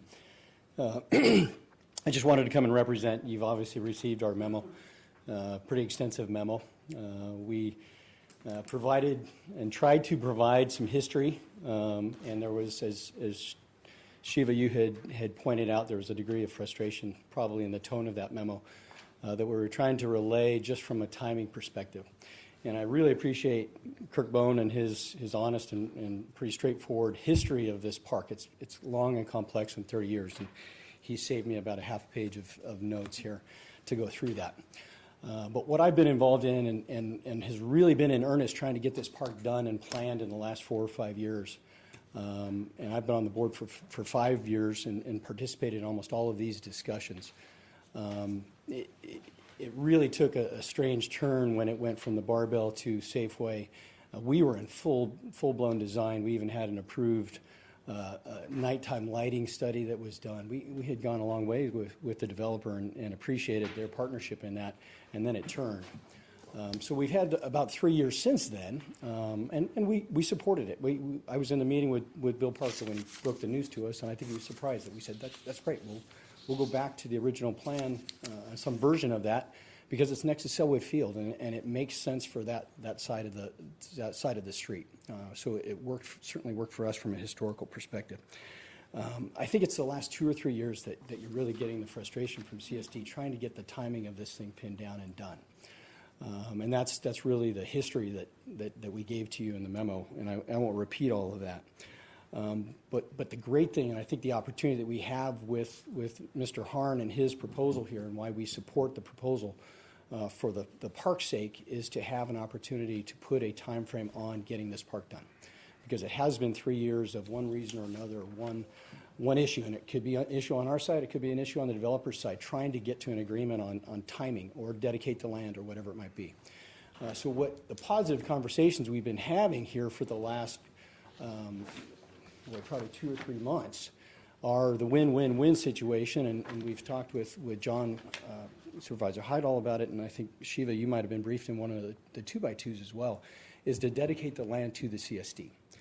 Park construction, design, and implementation is what we do. That's what we've always wanted with this park. So what we are asking for and what we saw in the memo is exactly that, a dedication condition with J7 here to not just dedicate the land in perpetuity for a park, but do so to us and dedicate the parcel ownership and title to CSD to let us go. We started in September in earnest with a design. It's in design right now. It has gone through committee on 2 different occasions. I'm sorry, Mike. Go ahead and take 2 more because you're... Okay, great. I'll try and wrap it up. Sure. We have just contracted for CEQA analysis on the entire regional park, including a CEQA compliance study for compliance of this 12.5 acres as a component of that scope with the original EIR that was done for the specific plan. So we're recognizing this is it's a completely separate project, but we're recognizing and we're moving forward with our design now. So we've got topography going. We're coming up with cost estimates. We're going out to bid on some of the amenities that we're going to include and try and get some donor support for. So bottom line, we want this park. We would like to take it on. We've built 6 parks in the last 18 years since Oak Meadow was last done by a developer in this community. We do parks. That's what we do. So we'd like to take this one on. Now, as far as potential funding, we are going to have a trail that goes alongside the lake, and it will be a raised trail. That might be a solution for some of the access issues we talked about. We're also in land acquisition, so maybe some of the funds from that could be used in a rebate type situation. I mean, there's creative ways that we can partner up as partner agencies, I think, to potentially get it done. But our board is very excited. We have come and become partners, I think, better than we've ever been with the county so far. Our staff is working together. Legal counsel has been working with our staff on this particular issue. What does the language look like? How do we move the CFD funds? How do they come to the CSD? And how do we take possession and start moving forward with the design? We're taking public input. We're doing all the things that a park district is supposed to do. So it absolutely makes sense for us to take it on. So there's a lot of options on that front. The trail is a fantastic, I think, collaborative option. We might be able to come up with a solution to get around the lake, crossing somehow. I don't know how that would work, but maybe we can do that. I'm sure I'm missing a couple points, but bottom line, we're working with DOT and Caltrans and on our 2x2s. We see ourselves as partners, and we'd like to continue to move that. What we're looking for here is your leadership to put some kind of condition, we can work with you on the language, that puts the deed of this particular park in our hands as quickly as possible. Thank you, Allan. So just a quick clarification. Then You're saying that this memo we were sent, which has a condition, it's basically conditioned that was written up, that you approve this, that you would agree to this condition. Now, which memo is that? Is that the one from the developer? Yes, They yes. just received it We this would come up morning. with an alternative one, because that still puts construction in their hands. We would rather we maintain and manage construction of the process, You want the entire process with the CSD? which is what we do. We got 3 parks under construction right now, and we're managing them. Okay. We get the bids, we manage the construction fully. Okay. All And right. that's our preference for all parks going forward. Okay, We've thank done 6, I think, since the last one that was developer built. We just take on that responsibility. All right, so you're saying you would not agree to this condition? That's correct. It's not our preference, certainly. Not your preference, but you would not agree to it if Nope. that was our condition? That's correct. And we'd be happy to, again, work with you on some alternative language for All conditioning. right, thank you. I have a question. Another clear. So let's say this board says, Serrano Development, you have 6 months to build this park once you get the plans from the CSD. And we say, CSD, you have 6 months to provide those plans. Is that reasonable? Not from Can- today, can- probably not can- from today, because we just contracted for our CEQA analysis and our traffic study. Okay. Because we have to do a traffic study just for this little piece of park, just to make sure as it enters and leaves entry points into Serrano Parkway and whatnot. So that'll condition our design as well as the CEQA analysis. So do you see how hard it is to put a timeline on this when they're waiting for the design from the CSD? And then, so the language that I see in front of me saying that once you have the design, they have 90 days to build, you know, I would love to see an alternate language, but this is, you know, you got to kind of have a starting point. Sure. I guess if we own the land and are completely as a board committed to making this park happen and utilizing over $10 million in park impact fees for whatever the CFD doesn't cover, we have made that commitment. We're going to build this thing as quickly as we can get it. So I think the title coming to us makes this park happen. It doesn't condition a developer to act and work with us on anything, frankly. And it's no cost to them for the county to just move the CFD funds over. Okay. I'm reading the language. I don't see that. But I believe Kirk mentioned that they have no problem dealing with those. Yeah, we've agreed that this is a viable alternative. Awesome. All right, Thank good. you. All right, thank you. Okay, So thank I you. have one more question. I Sure. hit the button stuff. Can you give us any kind of a forecast, with knowing you're starting the CEQA process, as to when a possible construction completion date would be on this park? Because I'm getting the feeling it's a year and a half, 2 years down the road still, with your proposal that the property be deeded and then you guys take responsibility to do it. Would you be willing to sign up some assurance, some condition that says over some period of time, this would really get done? Because I think that's what people want. I hate the answer of 2 years. It just sounds like it's kicking the can down the road. Why can't we come closer to bringing that into a year or less? But Sure. I think the condition that you're seeing in front of you, almost something along those lines, that within 90 days of us having our own design and everything complete, we'll start construction. We'll break ground. would you be For the willing CSD. to get your legal counsel to participate in this? Because in my history, that's what it takes. It takes the attorneys knowing the land use stuff to sit down and hammer out the agreement, present it to all parties. And if we can get everybody on the same page, we got a path forward that would maybe be the minimum time frame to get the park delivered. Because again, that's all I'm looking for. I really don't care who builds it. Let's just Absolutely. get it built. That is our whole point, John. You've absolutely just made our point. Dave Livingston sat down with Kevin this morning to talk through how does it legally look to move the CFD funds and to get us the deed. And then he's got a call tomorrow with our attorney. Okay. So correct me if I'm wrong. I did not, unfortunately, have the opportunity to talk to Kevin, but I do have time scheduled with David Tyra tomorrow. Okay, I misunderstood. Yeah. Okay. But anyway, yeah, that would be our entire goal, absolutely. And we would take a condition, sure, of 60 days, 90 days. We're going to break ground as soon as we absolutely can on this thing. Sure. Just like we did at Heritage. We had a design done and we were going. I think what Supervisor Heidel is trying to do is, instead of 2 years, make the condition on you guys be 1 year. Absolutely. before- Expedite is what I'm trying to say, as opposed to and I'm not, you're talking about a full EIR? Is that what? No, we're shooting for a negative declaration. We're hoping that's Negative what we'll debt, end up. okay. All Negative right. debt. So that gives me more hope. I just wanted to say just one note. Just do remember, today, your ability is to provide a condition on Parker development, not the CSD. Right. So, But we have to have a path forward somewhere. No, it's good. Understood. Good clarification. Thank you. And Thank you, Allan. Thank you, Of course. Allan. David, anybody who comes up to the podium is going to be conditioned today. Yes, anyone else coming Well, up? condition of speaking, right? Yes, hi. I'm a 23-year resident. Mom raised my kids in Bridlewood Canyon, and I did send a letter, but I don't think it got posted. So if you don't mind, I'm going to try to read it quickly. It did for some, but not for others. I've been following. What was your name? I'm sorry. Yes, my name is Deborah Simon. Okay. I've been following the J6 and J7 developments for many years. However, I never thought they made logical or environmental sense, given the sensitivity and road restrictions of the area surrounding Bass Lake. But here we are. I also urge all supervisors, planners, and Mr. Harn to take a drive on Bass Lake Road from Highway 50 to Green Valley after dark and in the rain, and see if you think it's safe with all the changes taking place. I thought the mandate for California was to be a leader in preserving our natural beauty and build livable, walkable communities so we can ditch our cars. I don't think the developers around the Bass Lake Serrano area received the memo. Otherwise, requirements would have been met before the build-out to include parks, sidewalks, bike paths, and improved roads with turn lanes to create safe and connected communities. This is especially essential when you have a new shopping center that will attract kids and a restaurant that will be licensed to serve alcohol. The J6 and J7 developments will not provide any playgrounds within their walls as the plans look now.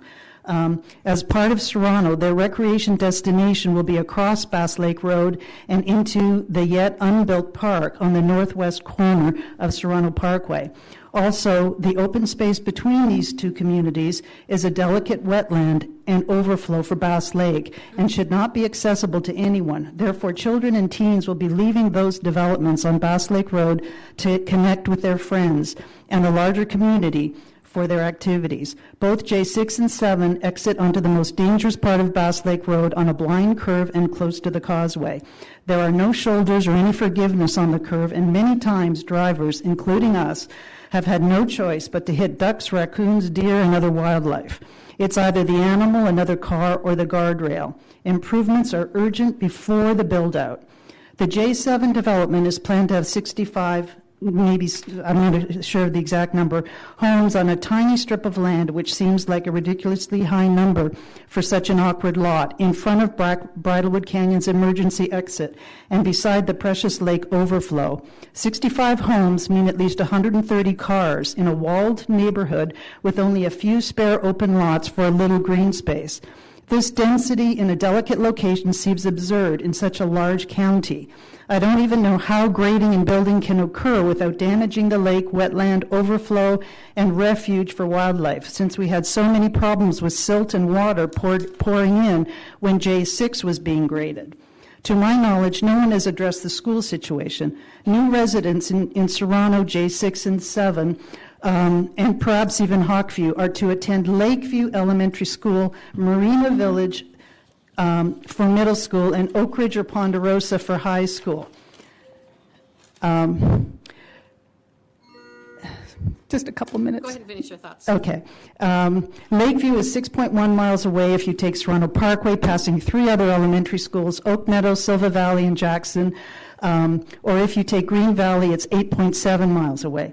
You'd also have to pass right by Pleasant Grove to get to the schools. Will we have school buses stopping in the middle of Bass Lake Road on a blind curve to let kids on and off, or exiting and entering onto Bass Lake Road trying to make turn lanes without designated lanes? Will we have double the amount of buses because Bass Lake Road services 2 different school districts?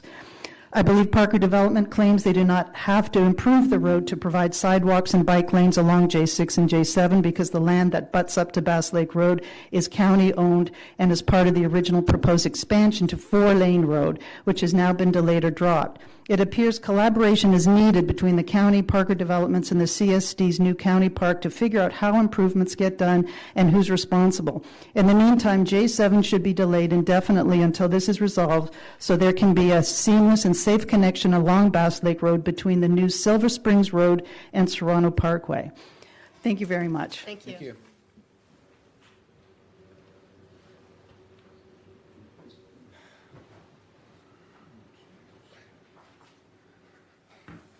Terry Cage, District 3.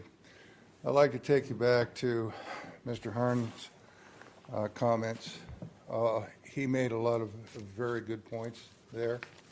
You don't have to agree with all of it, but he made some good points.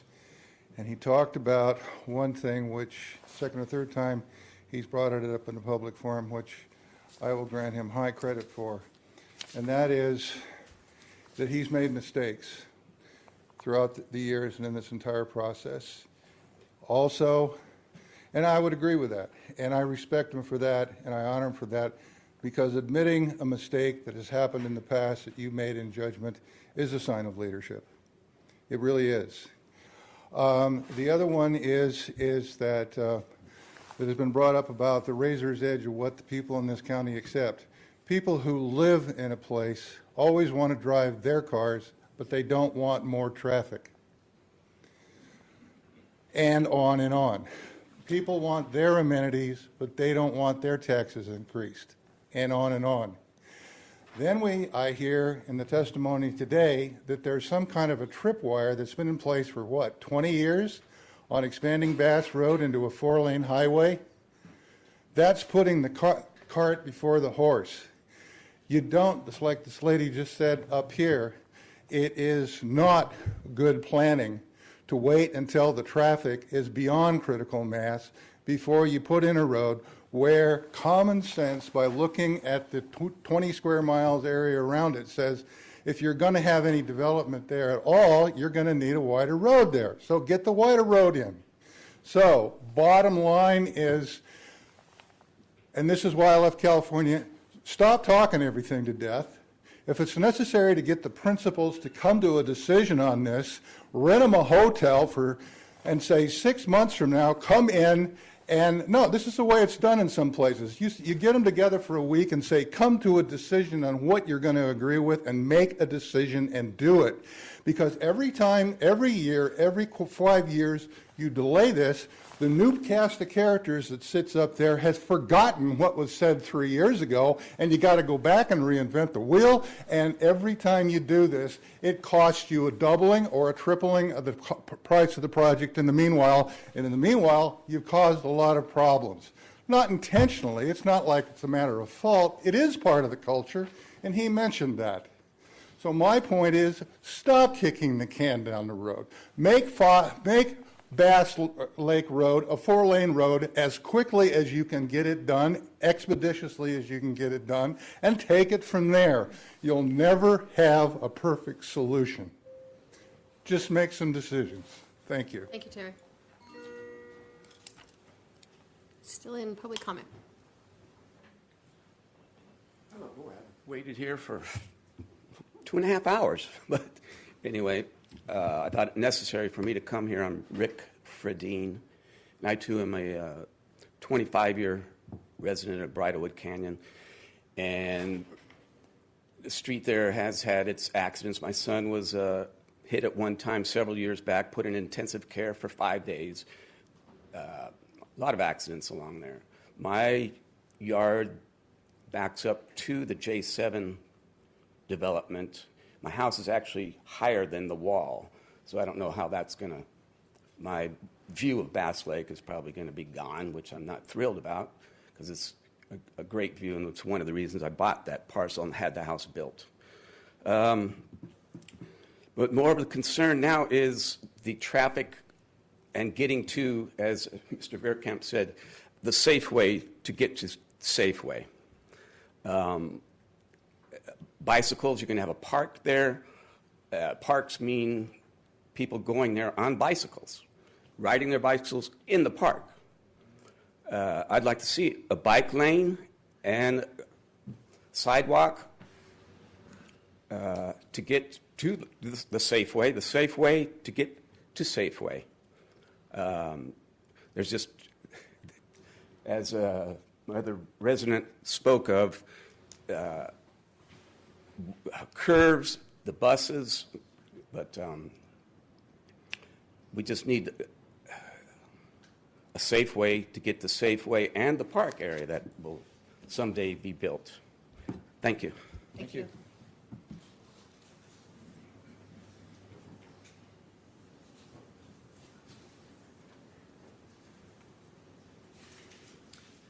Hello, Chair and members of the board. Kevin Loewen, Dorado Hills CSD General Manager. Just hearing some of the comments and discussion, some points of clarification, or just some general comments. I know everyone would like to expedite a park and get it developed in a timely fashion. You've heard the history on it, that we've really been talking about this location for a little bit over a year. That's really not a long time given the public engagement that should occur and that is occurring. We have found out over and over again, and as I'm sure you have, and we're hearing lots of public comment today, that developing the right thing in the right location, the right time is what we need to do. On this one, we've been out to the Bridlewood HOA on several occasions, myself personally and other staff members, Bass Lake Action Committee on several occasions, the Serrano Master Owners Association, and all of them have been providing input on what they would like to see at this park because they're all beneficiaries of it in the immediate vicinity.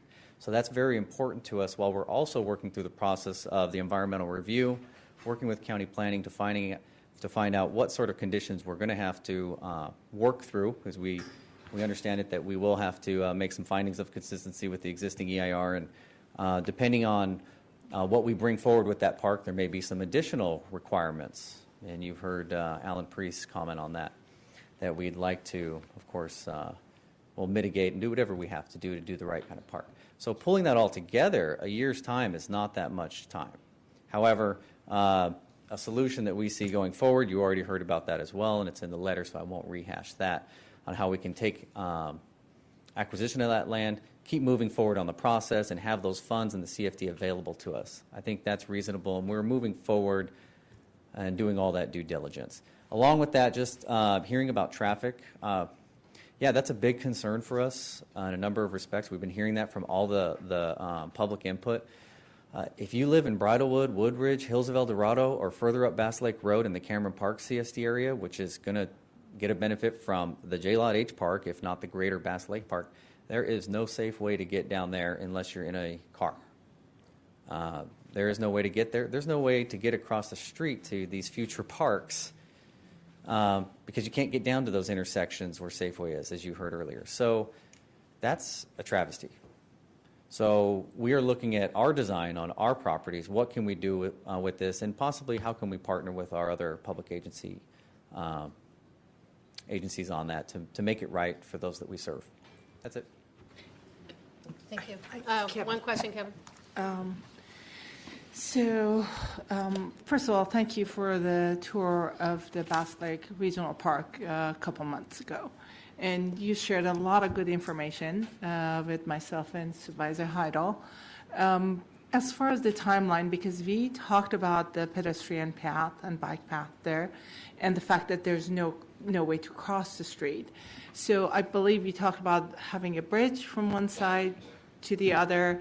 Is that all part of the EIR that you're doing, and what is the timeline for building that? I understand that the timeline for having the EIR done is about a year or so, but actually going in there and building this part of it, what is the timeline for So that? focusing on the 12.5 acres of J-Lot H, we'd like to move forward with that all of its own, while studying the remainder larger Bass Lake area as a separate park, but knowing that it's going to be contiguous with the 12.5 acres, we have to consider the total impacts cumulative, as you talked about earlier.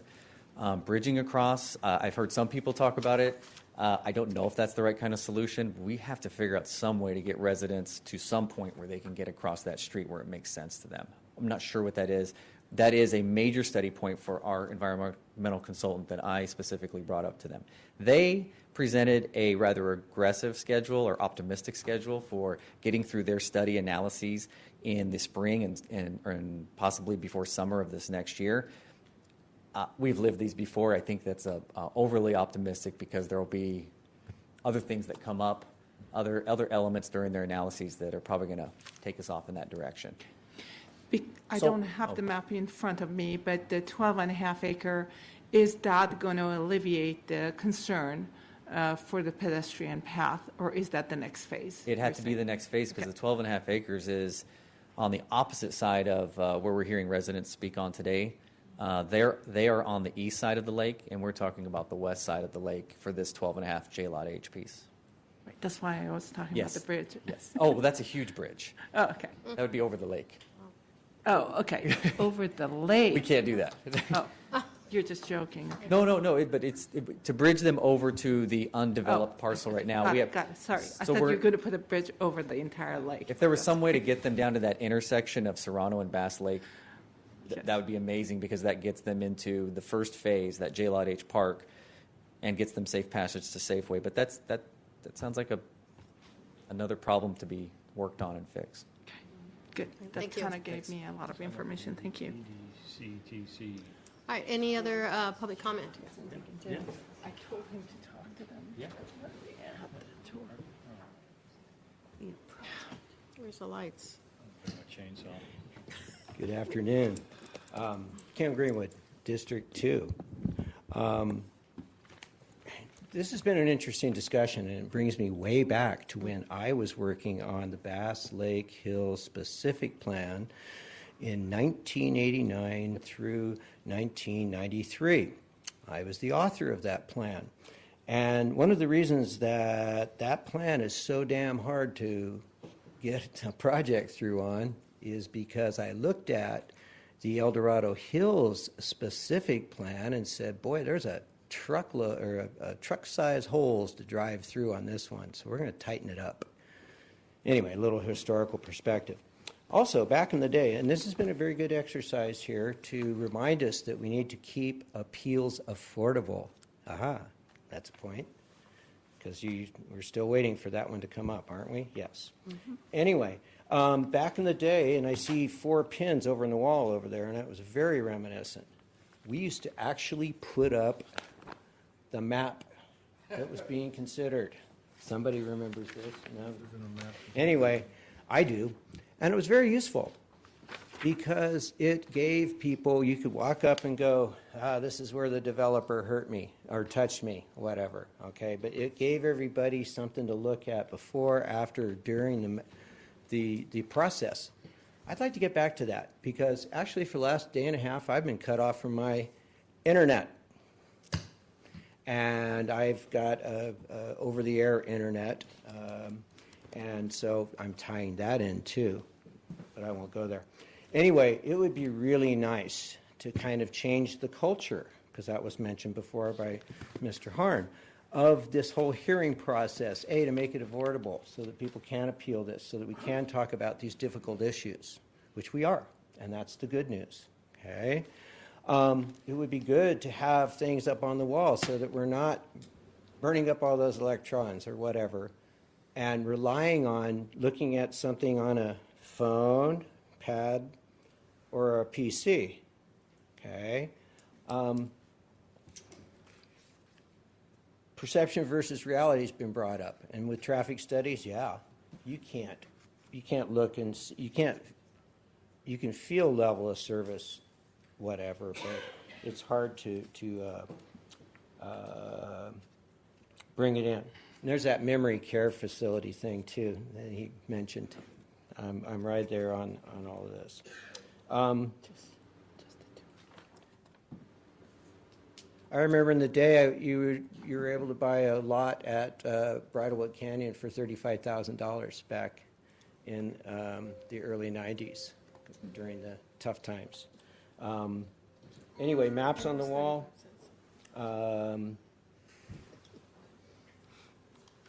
Yes, and please keep these appeals affordable. And let's get back to some paper on the wall so we can actually see it, so that when somebody says access to wherever, everybody can go right to it, point to it, and say, yep, I can see that. I can visualize that. And I think that's going to help your process, too. Thank you very much. Thanks, Kim. Thank you. Any other comments? Seeing none, I'll bring this back to the board. I'm going to go ahead and close the hearing. And then Hold on. I have questions for everybody. I was just going to close the hearing, but if you want to... You're saying beyond staff and the proponent and defendant, so to speak? Yeah, Beyond but that? you can't No, but she can't close the hearing and bring everybody else up. Oh, the applicant and the Yeah. appellant. Right. Okay, but yeah, you're right. I'll do the appellant and applicant, and then we'll close it. So is the appellant still here? Joe? Do you want to make some more comments?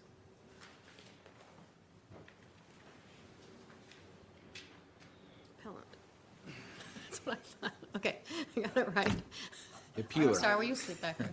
I really don't want to make any more comments. I Okay. would urge your board to rely on your counsel, not the applicant's counsel, to determine if the fact that Bass Lake Road, that anything has changed, there's been significant changes to the circumstances under which the development of this specific plan has taken place, if they're significant and require that this project comply with CEQA. I'd urge you to ask Dave Livingston and not the applicant's counsel. Joe, Haven't got to that point yet. you guys, You will. I go first? So they have an approved project, 71. What project's that? 71 units that they're J7. talking. Existing Right. J7. Existing. Right. So this body cannot condition that project or require an EIR? That's correct. Okay. That's correct. So, and you heard the residents saying they prefer this option rather than the existing 71. Do you have a different opinion This about project, in my reading of the law, and I've gotten in a lot of trouble in this room quoting my understanding of the law, this project requires, is not exempt from CEQA. Okay. But what I'm saying is if the developer walks away from this project and builds the 71-unit project, that's not a better option for the community. That's what they're saying. But it's a risk that you take, right? Thank you. So, Joe, I have a question of you also. I'm sorry to keep this going, but do you still feel that this should go back to the Planning Commission as opposed to direction to staff to go out, work out an agreement, see what we can get out of it, and then bring it back to the board? Do you really think it needs to go back to Planning Commission? If it's our council's opinion that a 30-year-old EIR in a specific plan area doesn't require, is exempt, findings can be made that it's exempt from CEQA, we need to have a long, hard talk about additional specific plans. I believe our staff recommendation is that it meets the original CEQA, so therefore we don't need another EIP, if I'm mistaken. So I don't understand what your point is on that.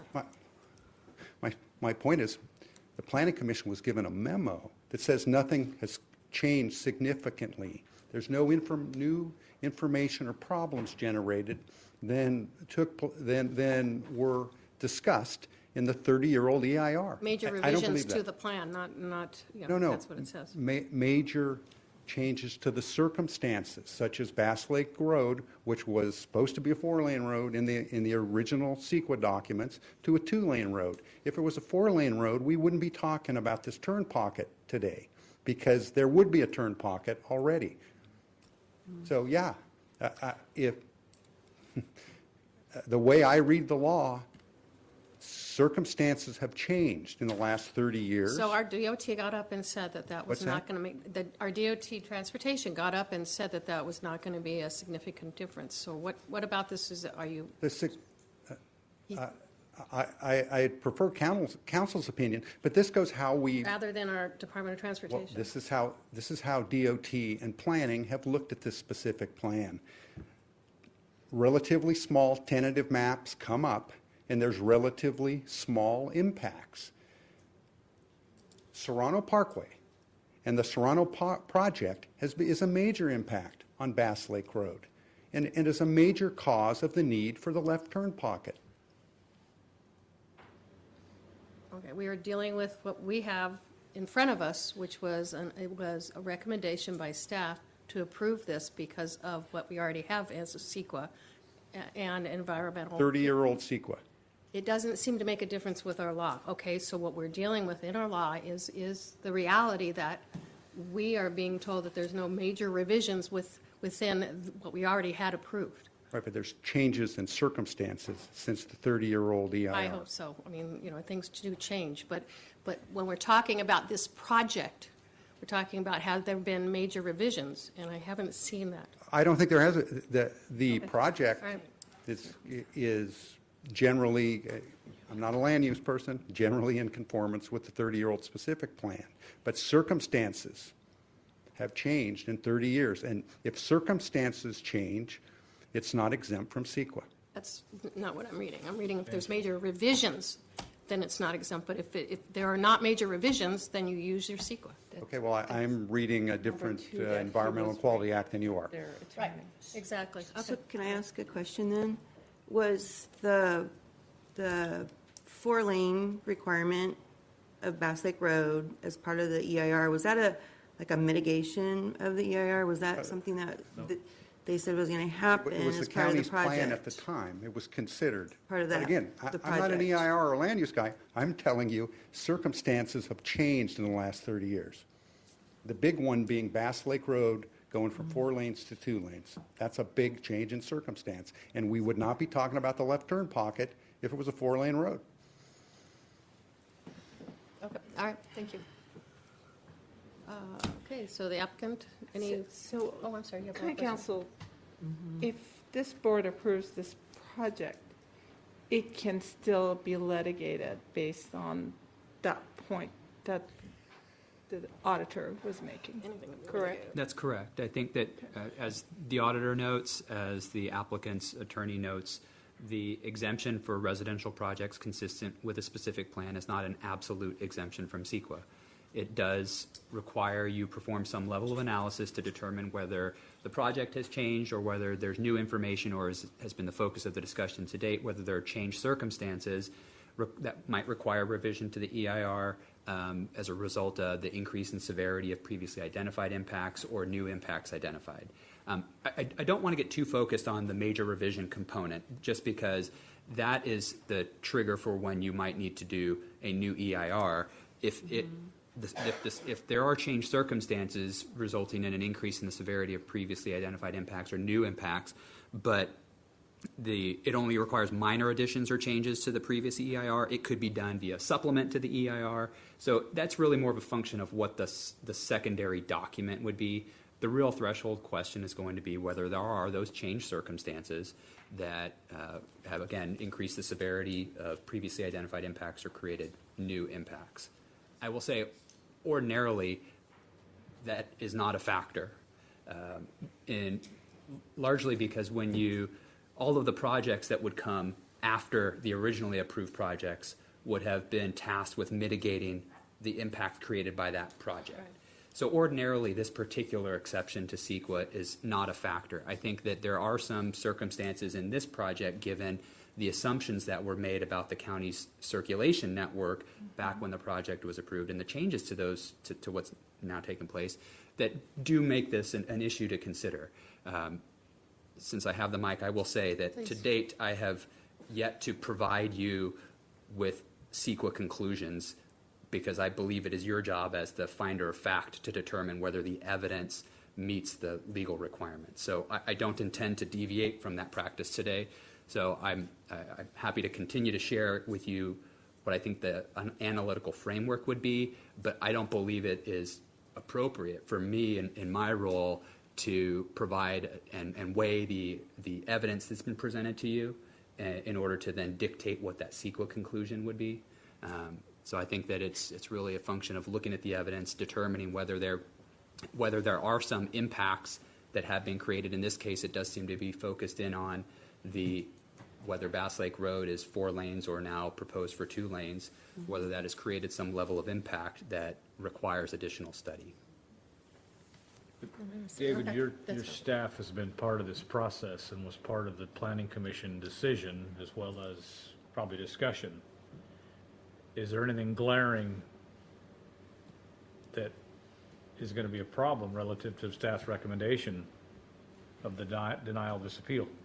Well, I think it gets to, again, we don't make the evidence. We rely on the evidence that's presented. And so it's our understanding that based on the traffic analysis that was performed, that there are, given today's traffic volumes, it does not warrant the 4 lanes of Bass Lake Road. Now, whether it's difficult to say, and I'm not sure if the analysis bears this out, whether the proposed Bridlewood turn pocket how that is affected by the proposed reduction from 4 to 2 lanes. If it were 4 lanes, I think that the auditor had indicated, and perhaps the evidence bears this out, I simply don't know, that the turn pocket would not have otherwise been required. Again, that's more of the traffic engineering side of it. Thank you. Thank you. Oh, I'm sorry, come on up.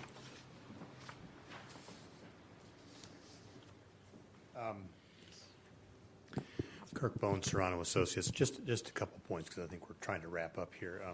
Please. Oh, I'm sorry. Okay, I got to get closer, I guess.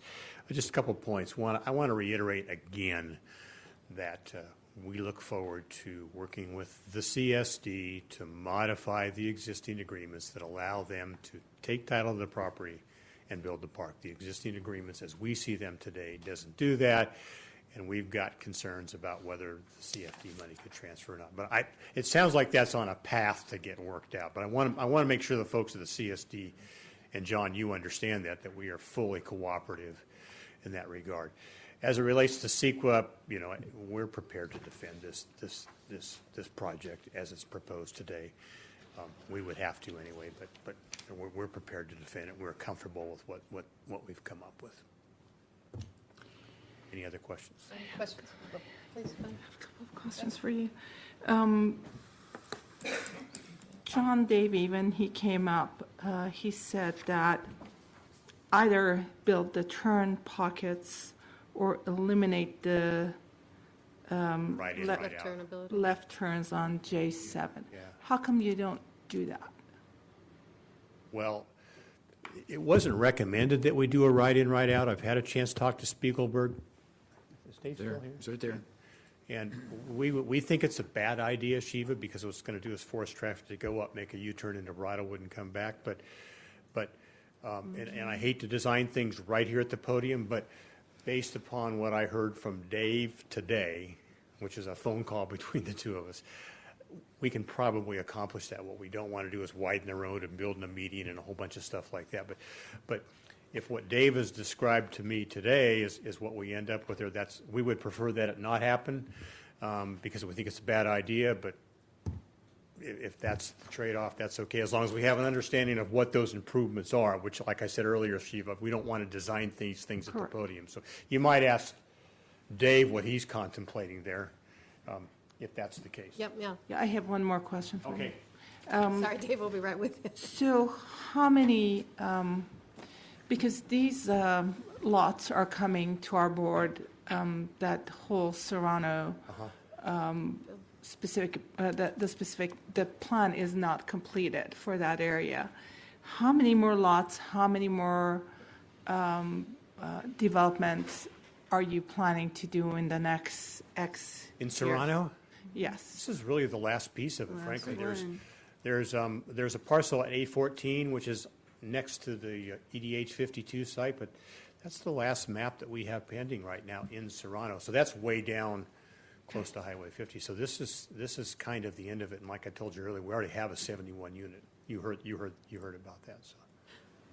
Okay. Did you have a question? Any other questions? No? Any other questions, Laurie?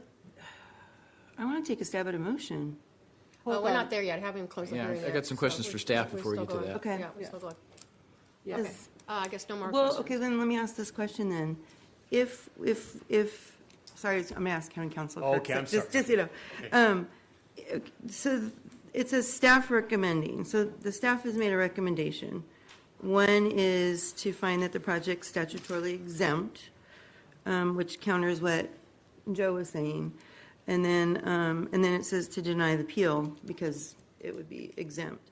What if we find that that there is evidence that there has been changes and that it's not categorically exempt? We're not going to deny it then. What do we say to do that? Do you know what I mean? What are we looking for? Because you said you didn't want to do analysis until we make that evidence. You know, how do we get to there, perhaps? Well, I think that would be, I mean, maybe we can talk about this in the context of what your options might be in order to resolve this today. I think that if, based on the evidence presented to you, you find that, again, that there have been changed circumstances associated with the project or the circumstances surrounding the project that have created additional impacts, or then I think what you would do is you would, in that case, you would uphold the appeal, thus denying the project, and or then referring it back to the Planning Commission for additional study. At that point, staff would need to determine whether it's a new EIR, or, as I indicated earlier, whether it's a subsequent EIR, perhaps it's even just an addendum, depending upon the nature of the changes and the impacts. Okay. So I think that would be an option.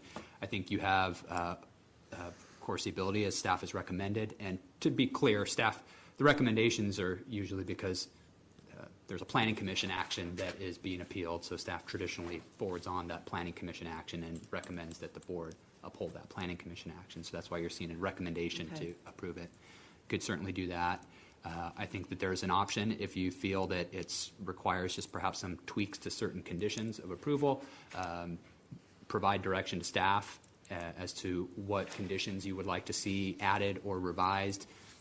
Can continue this hearing to allow the time to draft that. And I only say that because these are clearly complex subjects that despite, I think, significant effort from all parties between the county, Parker Development, the CSD, the auditor controller, that there have been a number of attempts to try to work through some of these issues, but have been unable to do that today. But perhaps if there is some board direction as to what the board desires, there would be an ability then to craft what those conditions would be. So that's another option that I think is available to you. Okay. Any more questions for Kurt? I have one more too after Shiva. Okay. Is there any way that you can open up this neighborhood, the J6 neighborhood, for people who can walk to Safeway? Is there any way that you can? No, J6 is already, that map's, I think, already recorded. That doesn't exist. And frankly, there's another issue there, which Shiva is that you're not going to be approving any more projects with public streets, and we have public streets, you maintain those. And frankly, that's not what we want either. So, if there's some specific tweaks we need to do, like the Spiegelberg thing with the right-in, right-out, or perhaps working on the timing of this other issue, we don't mind. I mean, I know you meet next week. We probably can't get it done by then, but if we need to come back in the first meeting in January to work on a couple of specific direction items, like the right-in, right-out, if we can find a solution to that that's not crazy, or perhaps we can report more progress on the issue I know that John, you and Shiva are working on as it relates to the dedication. That's fine with us. We've lost this construction season anyway. But if we need, the holidays are coming up, but if we need, I think we get this worked out between now and the 17th, but if we need to go to the first meeting in January to do a couple tweaks on the, if we have specific direction, I think that's fine, but if we're just going to go out and try to guess what everybody wants, I'm looking to you guys, frankly, to provide some specific direction on what you're looking for. Okay. I know Joe has some standing because he's the appellant, but in the end, I don't want to minimize Joe's role, but he is the decision maker. So if there's a direction that says, go work on the right-in, right-out, see if you can't come up with something. See if you can't move this dedication CFD transfer along further to where you're more comfortable with that. That's okay. We'd like to get this done because we're tired of talking about this project, to be perfectly honest with you. But if we need some time to do some specific tweaks with some specific direction, we're certainly open to that. John, you had a question? Are you open to the CSD's proposal you heard today after today's discussion that the property just be deeded to the CSD to design, build, deliver the project? Are you open to that as an alternative? The answer to that question is yes, but I got to put an if on there because what we don't want to do is jeopardize the availability of the CFD funds for the construction of the park. And I think that's the sticking point. Frankly, we could walk in with a deed tomorrow. We have some design review. We have some design approval issues which are required in the agreement, and there also needs to be a secondary access point to J Lot H, the subdivision above that, to get in and out. But the answer is, yeah, it's like why don't they just give them the deed, and there's some things that you have to work out. So what I don't want to do is create a situation where the $3.5 million that's in the CFD is somehow jeopardized by getting out ahead of ourselves. And if somebody would tell me today that that doesn't matter, we would give them a deed that basically said, here's your park, we have design review, we have approval, we have, I don't know what the precise language is, Mike or Andrea could probably tell me what's in the development. They design with our approval or something like that. But yeah, we don't have any objection to that as long as it doesn't jeopardize the CFD funds and our ability to take a look at the design as it's required in the development agreement. It's not like we're going to program the park and tell them what they can or can't do, where the swings need to be. We just want to take a look at it, John. But now I got to ask county council. But you know, that's like you can't do this from standing right here, John. And that's my point. Well, that's, yeah. Without knowing the details of the CFD funding and stuff, is that a practical method to go forward? Can you provide assurances that we're not jeopardizing those CFD funds if we enter into that kind of an agreement? Well, I think that it's, to Kirk's point, it's not something that we could guarantee nor condition that we could likely craft right here I'm not saying today. I think that is something that we've started discussions on. Like I said, as Allan indicated, I'll be discussing with the CSD Council tomorrow.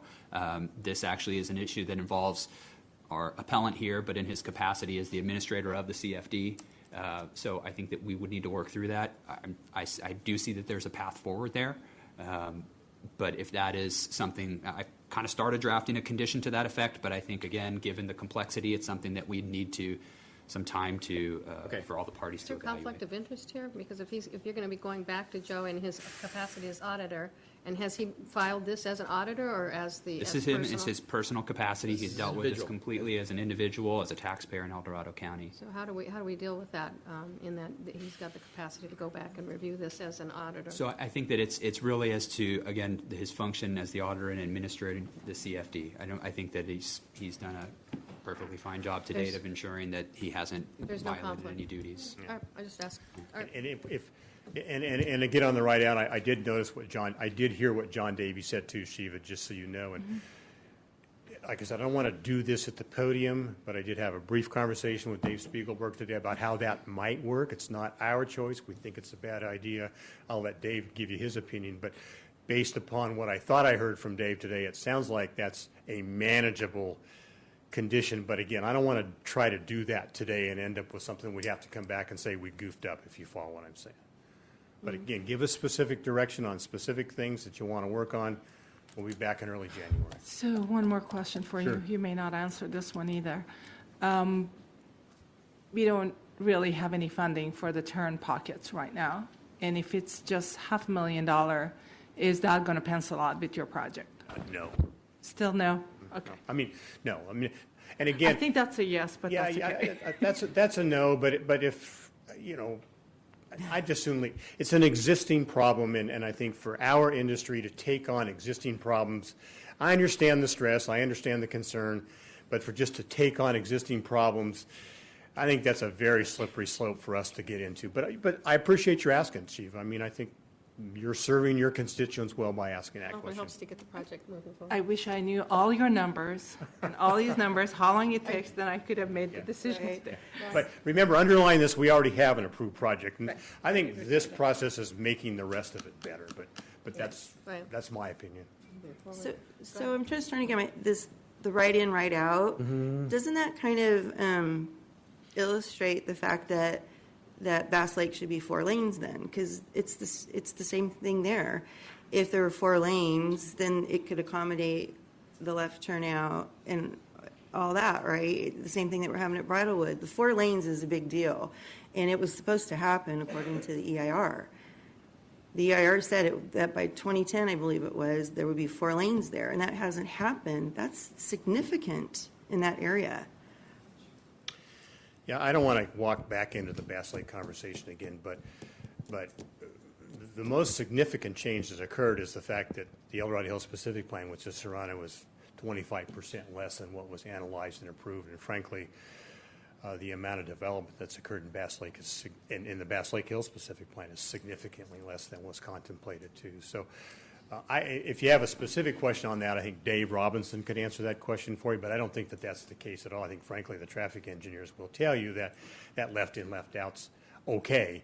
But if it's a minor tweak that doesn't cost much money and create all sorts of problems, remember, as Raphael pointed out, we've got wetlands there, and widening the road has all sorts of issues, which is why I don't want to do this in front of at the podium today, and I can't promise you that we can work that out. But again, like I said, what I heard from Dave earlier today sounds like it's probably a manageable circumstance. We don't think it's a good idea, but we'll be happy to take a look at it. All right. Any other questions for Kurt? Thank you, Kurt. Thank you. Thank you. All right. DOT, I really had a couple things, yeah. There were a couple questions here. Sorry. You ready for me? Yeah. Dave Spiegelberg, DOT. Please. So there was a question on this, on the traffic, obviously, on the going 4-lane. I believe I heard Raphael saying that it is not an issue at this point as far as where we're at today. Correct. I think, and talking to Laurie's question, Right. We do our CIP and our annual CIP, our traffic TIM fee update every year. We did a 5-year comprehensive TIM fee update a while back. What was that, about 5 years ago now? And that is our mechanism that tells us where our general plan problems are. Our general plan tells us that we have to take action when we reach certain levels of service. And that's what we plan our whole program around. So when we look at 8,000 or 10,000 cars a day on a 2-lane highway, that's nothing. We had 24,000 cars a day crossing the county line on Green Valley before we had a 4-lane intersection at Francisco and Green Valley. You got the. I know because I worked on it. Pleasant Valley Road, same way. Yeah, we got a lot of problems, and fortunately, Bass Lake Road is not one of them. Yeah. Now, one of the other things that was brought up earlier was about the left turn pocket. Our general plan, again, doesn't say meeting warrants for a left turn pocket is a significant impact under CEQA. It doesn't say that. Those are engineering guidelines that we use in the transportation industry to figure out, gee, I got an accident problem. Well, I talked to Darrell Brown. I got the numbers. We don't have an accident problem. But when we do have an accident problem, we can start looking at how do we fund this? How do we build a project? How do we move it forward in a logical time frame to get something built and to solve the problem that we really have. And maybe like the perception versus the reality, or the objectivity versus subjectivity is, that's, maybe we've got it wrong, but those are our measures, and that's how we review projects when they come through. So with 65 homes coming in, is there any way to see if that's going to be a foreseeable problem? I mean, how do we? We believe it's not because of it was all thought out in the original specific plan. It's consistent with the specific plan. The numbers of dwelling units within the specific plan have come down. Also, when the Bass Lake Road study area EIR was done for not Bridlewood, but for Bass Lake Hills, Bass Lake Villages. There were 14 phases in Bass Lake Village. They didn't build out until, 2002 finally? And the growth never happened that we anticipated needing that 4-lane road. So even with this 2-lane road, where we're at with 65 more houses, you're saying there's not going to be a significant impact to the Bass Lake Based road. on our measures in the general plan, yes, that's correct. So I have a couple of questions to Dave, and going back to the history of how this all got put together, and not from a road capacity perspective. I'm confident the road capacity is not the issue. Mm-hmm. The issue is safety on Bass Lake Road, and it's driven by a number of factors. One of the factors is there's no shoulders on large segments of Bass Lake Road. So if you're trying to do accident avoidance because somebody in front of you is slamming on their brake, there's no place to go but in the ditch or in the back end of it. So from a long-range planning standpoint, we didn't do an adequate job, in hindsight, of providing shoulders on that road. So that's one of the major safety issues, in my opinion, that's out there.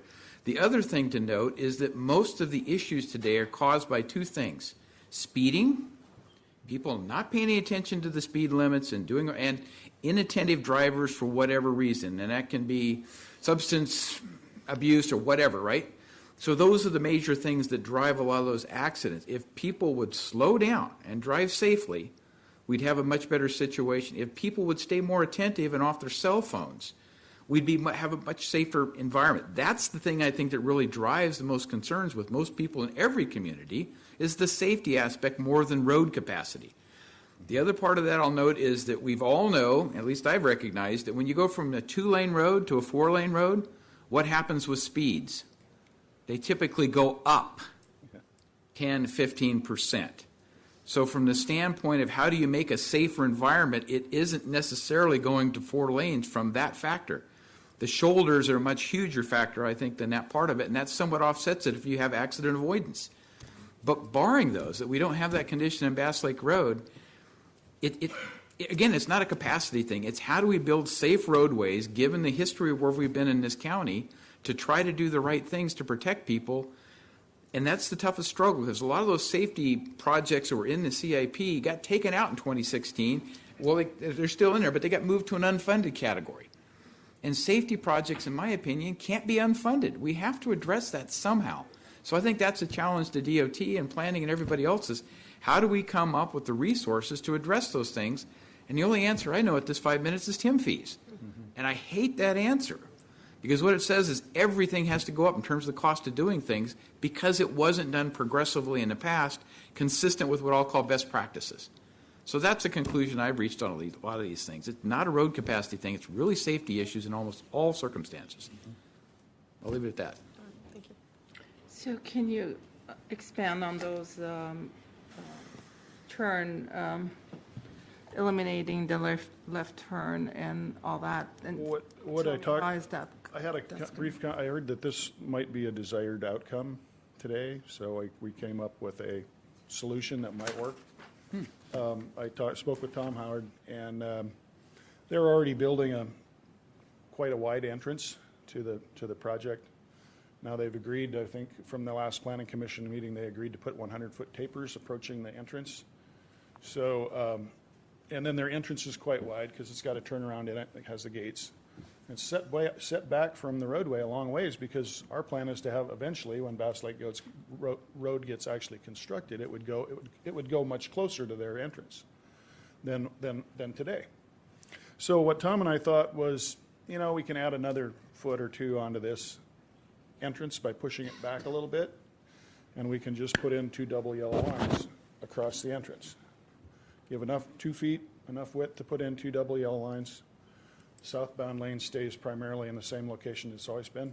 Northbound lane moves over a little closer to Serrano and then moves back.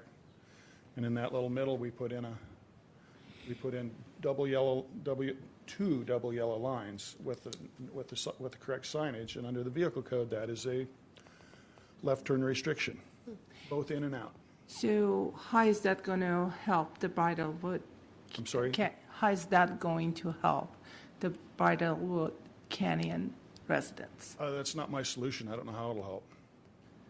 That's somebody else's idea, to restrict left turns in and out of that entrance. Okay.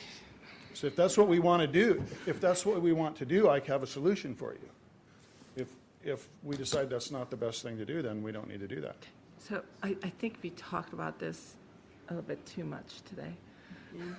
There's only so much. Yeah, sorry if I misunderstood your question. No, it's not you. It's just all of the information that's coming to us. Right. And Kirk said you can't do that from the podium No, that's a and good point. sitting here. Thank you, Dave. Thank you, Dave. Any other questions for Dave? Oh. No. All right. So I'm going to go ahead and close the hearing.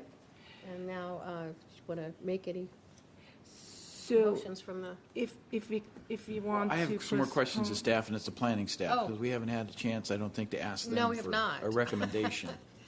So there's 2 major things that I see in this.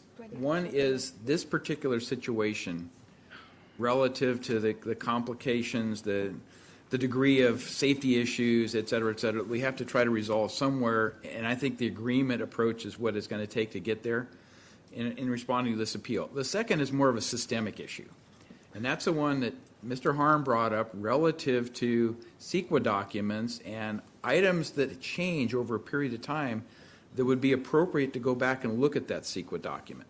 I don't think we're going to solve that in a short solution, But do you have a plan? Do you have an approach to look at that systemic issue? Because I've heard it any number of times from any number of people that after a period of time, there are a lot of changes that happen. So under the law, under CEQA, what really constitutes adequate change to require a revisit of the CEQA document, the EIR, the mitigated NEC, whatever it is? And maybe county council can help me with this, because I'm not a CEQA expert by any means, but it just seems it keeps coming up and up on almost every project. So that's why I call it systemic. I don't think it's something unique to this project. It occurs in many projects, and those questions keep coming back. So how do we properly address it, make sure we've looked at the consequences of taking action or not taking action, and get some direction on which way to go? Because we're not CEQA experts.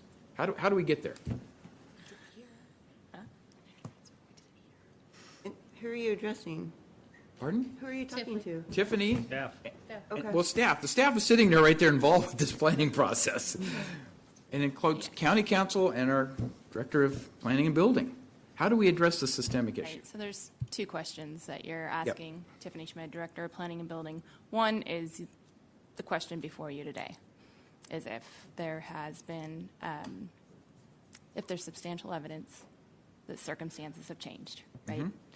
And so that's based on, this is the narrative that Dave gave you, the evidence that's been presented.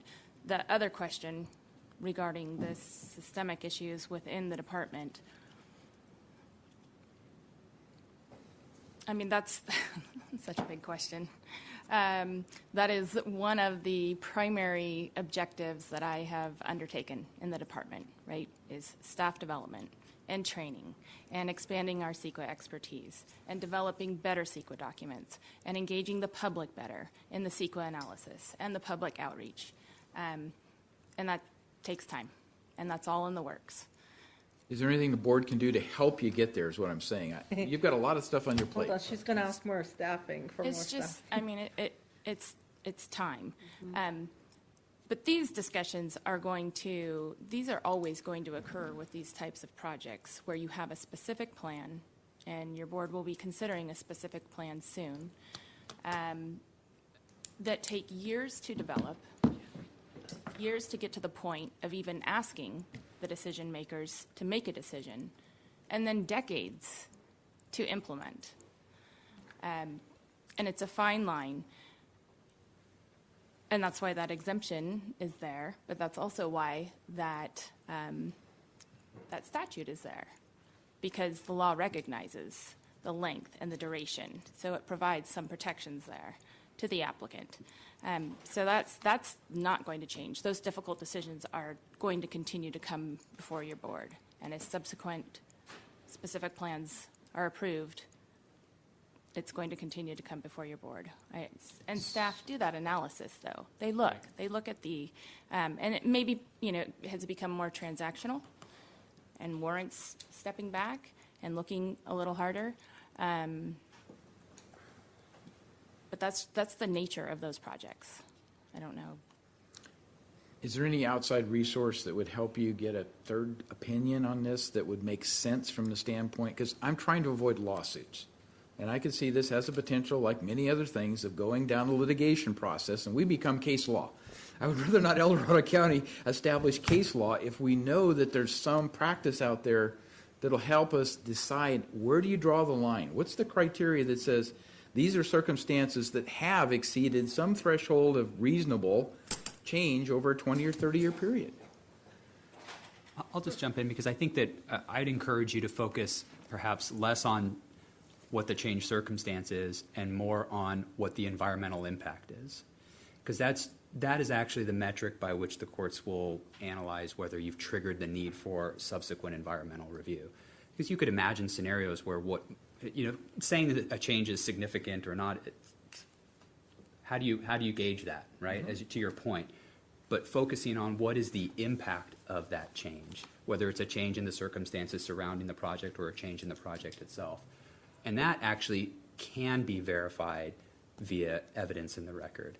And so I think, just though I would concur that there's always the ability to increase our understanding and increase how we improve how we process these types of projects. I will say this is an analysis that always takes place when you have a subsequent discretionary approval based upon an already approved EIR.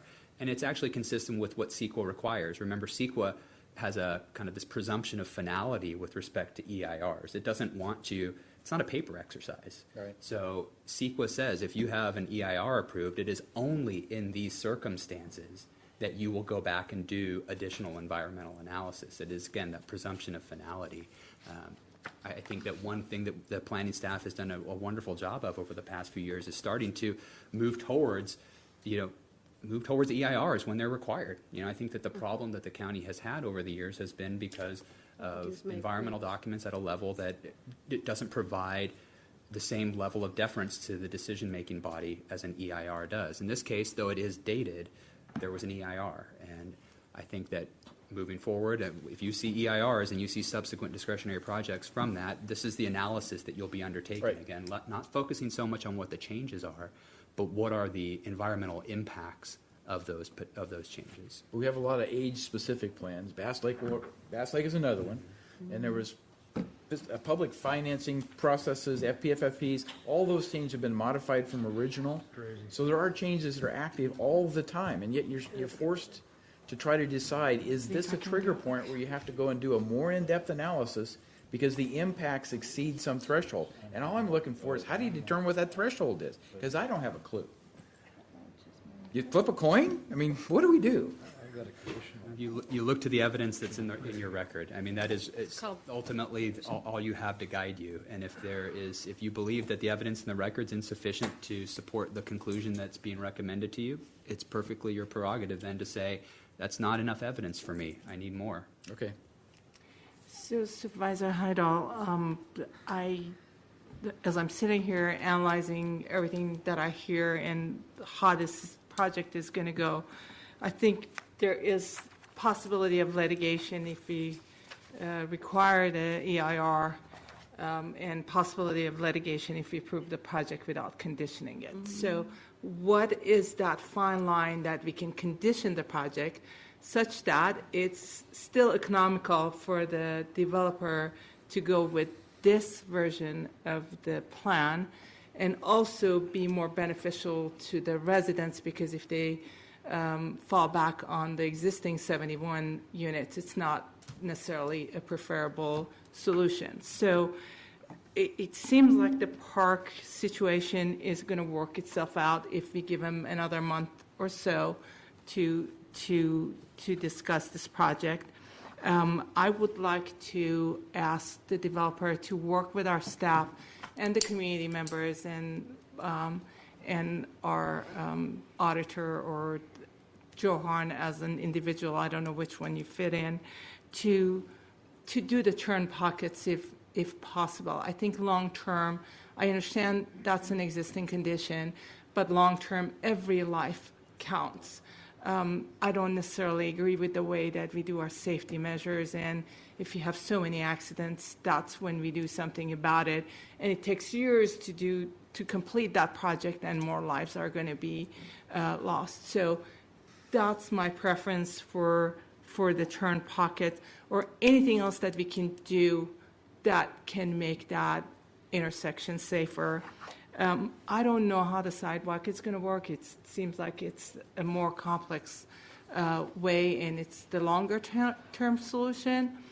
But if there's any way that internally people they don't have the sidewalk right now. So any way that it would be in a better condition than it is right now, I would just leave that for discussion. That's all I could come up with, and I'm open to everybody else if you want to add on to that. Need to do a motion. Yes, so Madam Chair, I would attempt, given that, a conditional denial of the appeal, and that condition would be, with all due respect to Mr. Harn, that within 3 months, the park issue is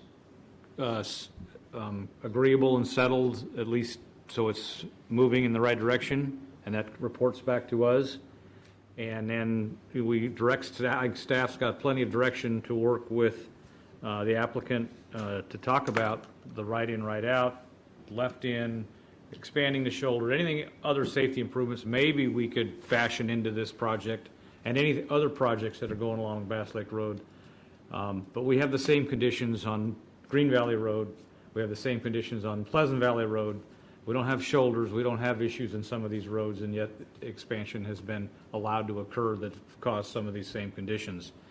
I thought this whole issue was more about this park thing. We spent probably 2 hours talking about existing road conditions, which is a little confusing to me, but I get it. It's an issue down there. As the former fire chief and spent years down there on Bass Lake Road, there's accidents, but it's not the biggest accident producer in El Dorado County.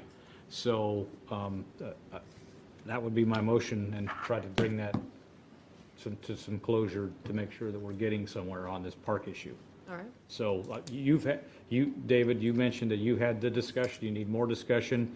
3 months would be enough to hopefully get some sort of property being transferred, and the CSD will know more about their comfort with that that piece of it's going to be done. I thought that's what was most of Mr. Harn's concern, was the park issue here. So just so I understand your motion, so you're not proposing a new condition of approval to the project. So it would be the project, I think you're proposing to have the project move forward as presented with this additional staff direction. If we don't get that conditional denial approval in 3 months, then we will rediscuss the issue. But right now, it's a conditional denial of the appeal. Okay, so you're anticipating then that a actual revised conditions of approval will come back to you within 3 months on the.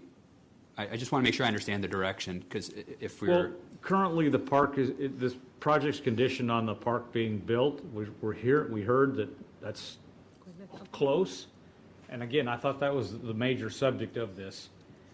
The road pieces, I don't think we can absolutely. I'm not going to make a condition on them. I'm not going to make a condition on a sidewalk. There may be other options that we may be able to pursue with EDTCC,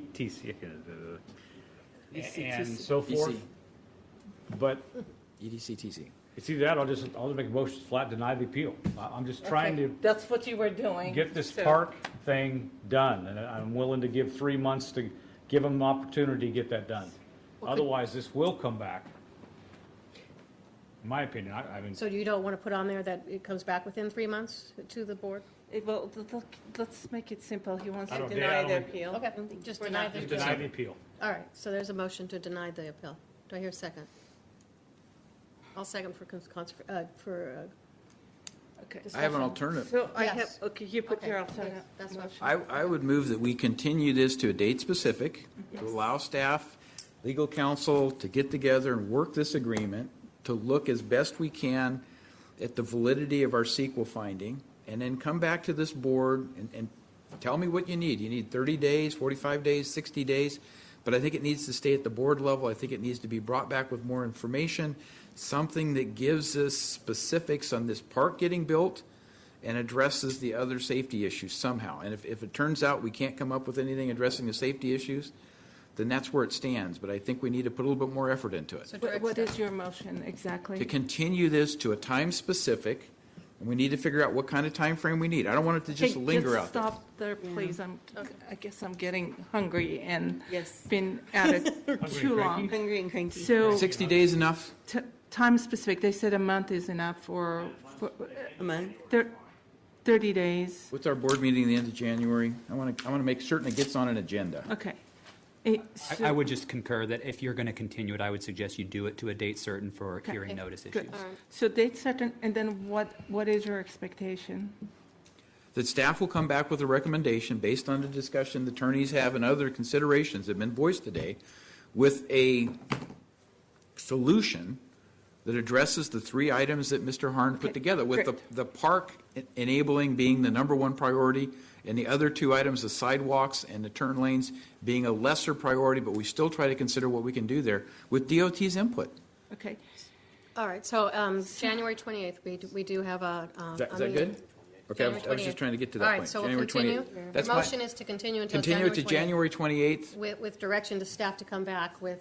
Yes, with, based upon the discussion today of what we can accomplish. Okay. Hold on. Yes. How can the staff do anything if all these parties don't work together? So you mean the staff working They with told us today they're more than willing to work together. We Okay. just need to have that We discussion. I'll can't direct second them, we'll that. direct our staff. I think I'll second as that. to the park, I'm highly confident that we can come to an agreement as to a condition of approval that would contemplate either what's currently contemplated or alternatively a proposal that would align with the CSD's goal of taking over park construction. I can't commit that by January 28th we will have the agreements in place, because I think that might No, we're take not more asking time. that. But We're I just think that we asking can to come come up with that condition of approval.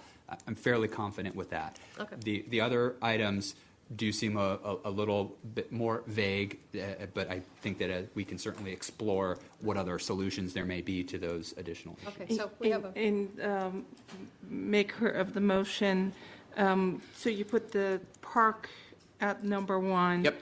And can we put the turn pockets? Absolutely. If as we want to number 2? prioritize Okay. it, turn Thank pockets you. are number 2 and the sidewalk is number 3. I second agrees with All right. that. Kim, do you understand that motion? And we have a second. Any further discussion? All those in favor? Just to let everybody know, I won't be here on the 28th, but I feel that you guys have it. I feel that you guys share my concerns, and that will be fine. I think with me. In order Is that a to problem? avoid maybe a suggest 2-2. February 4th. Yeah. And I'm not. Yeah, here for- February 4th. February Does that 4th? work for everybody? Works for me. I might be on painkillers, but I'll be here. February 4th. February 4th. I alter my motion to make it February 4th, All right. time Is specific. that okay with the second? Hold on. I don't think I'm doing anything, February but 4th. yes, definitely. Okay, all right. Again, all those in favor say aye. Aye. All right, thank you. Hold on, I'm please. a no. Oh, I'm I sorry. think the other two elements complicate it, so I'm not All right. confident. 4-1? Yep. And the first motion Died for lack of second. died for, well, I seconded. Oh, you did? I didn't hear that. I did second it. It just dies because of the second. because The the second alternate motion, so what, it was the Wanna second double motion, check. right. Gotcha. Okay, with that, we are done with this one. Okay, thank you. We're done with this one. We still have one more item, guys. We're ordering 3 pizza. o'clock We have a item. 3 o'clock item. I don't know. Can we take a, Let's take a 5-minute break, and then we'll do our Need to receive. item reset number my clock at 3 47. o'clock. are you going?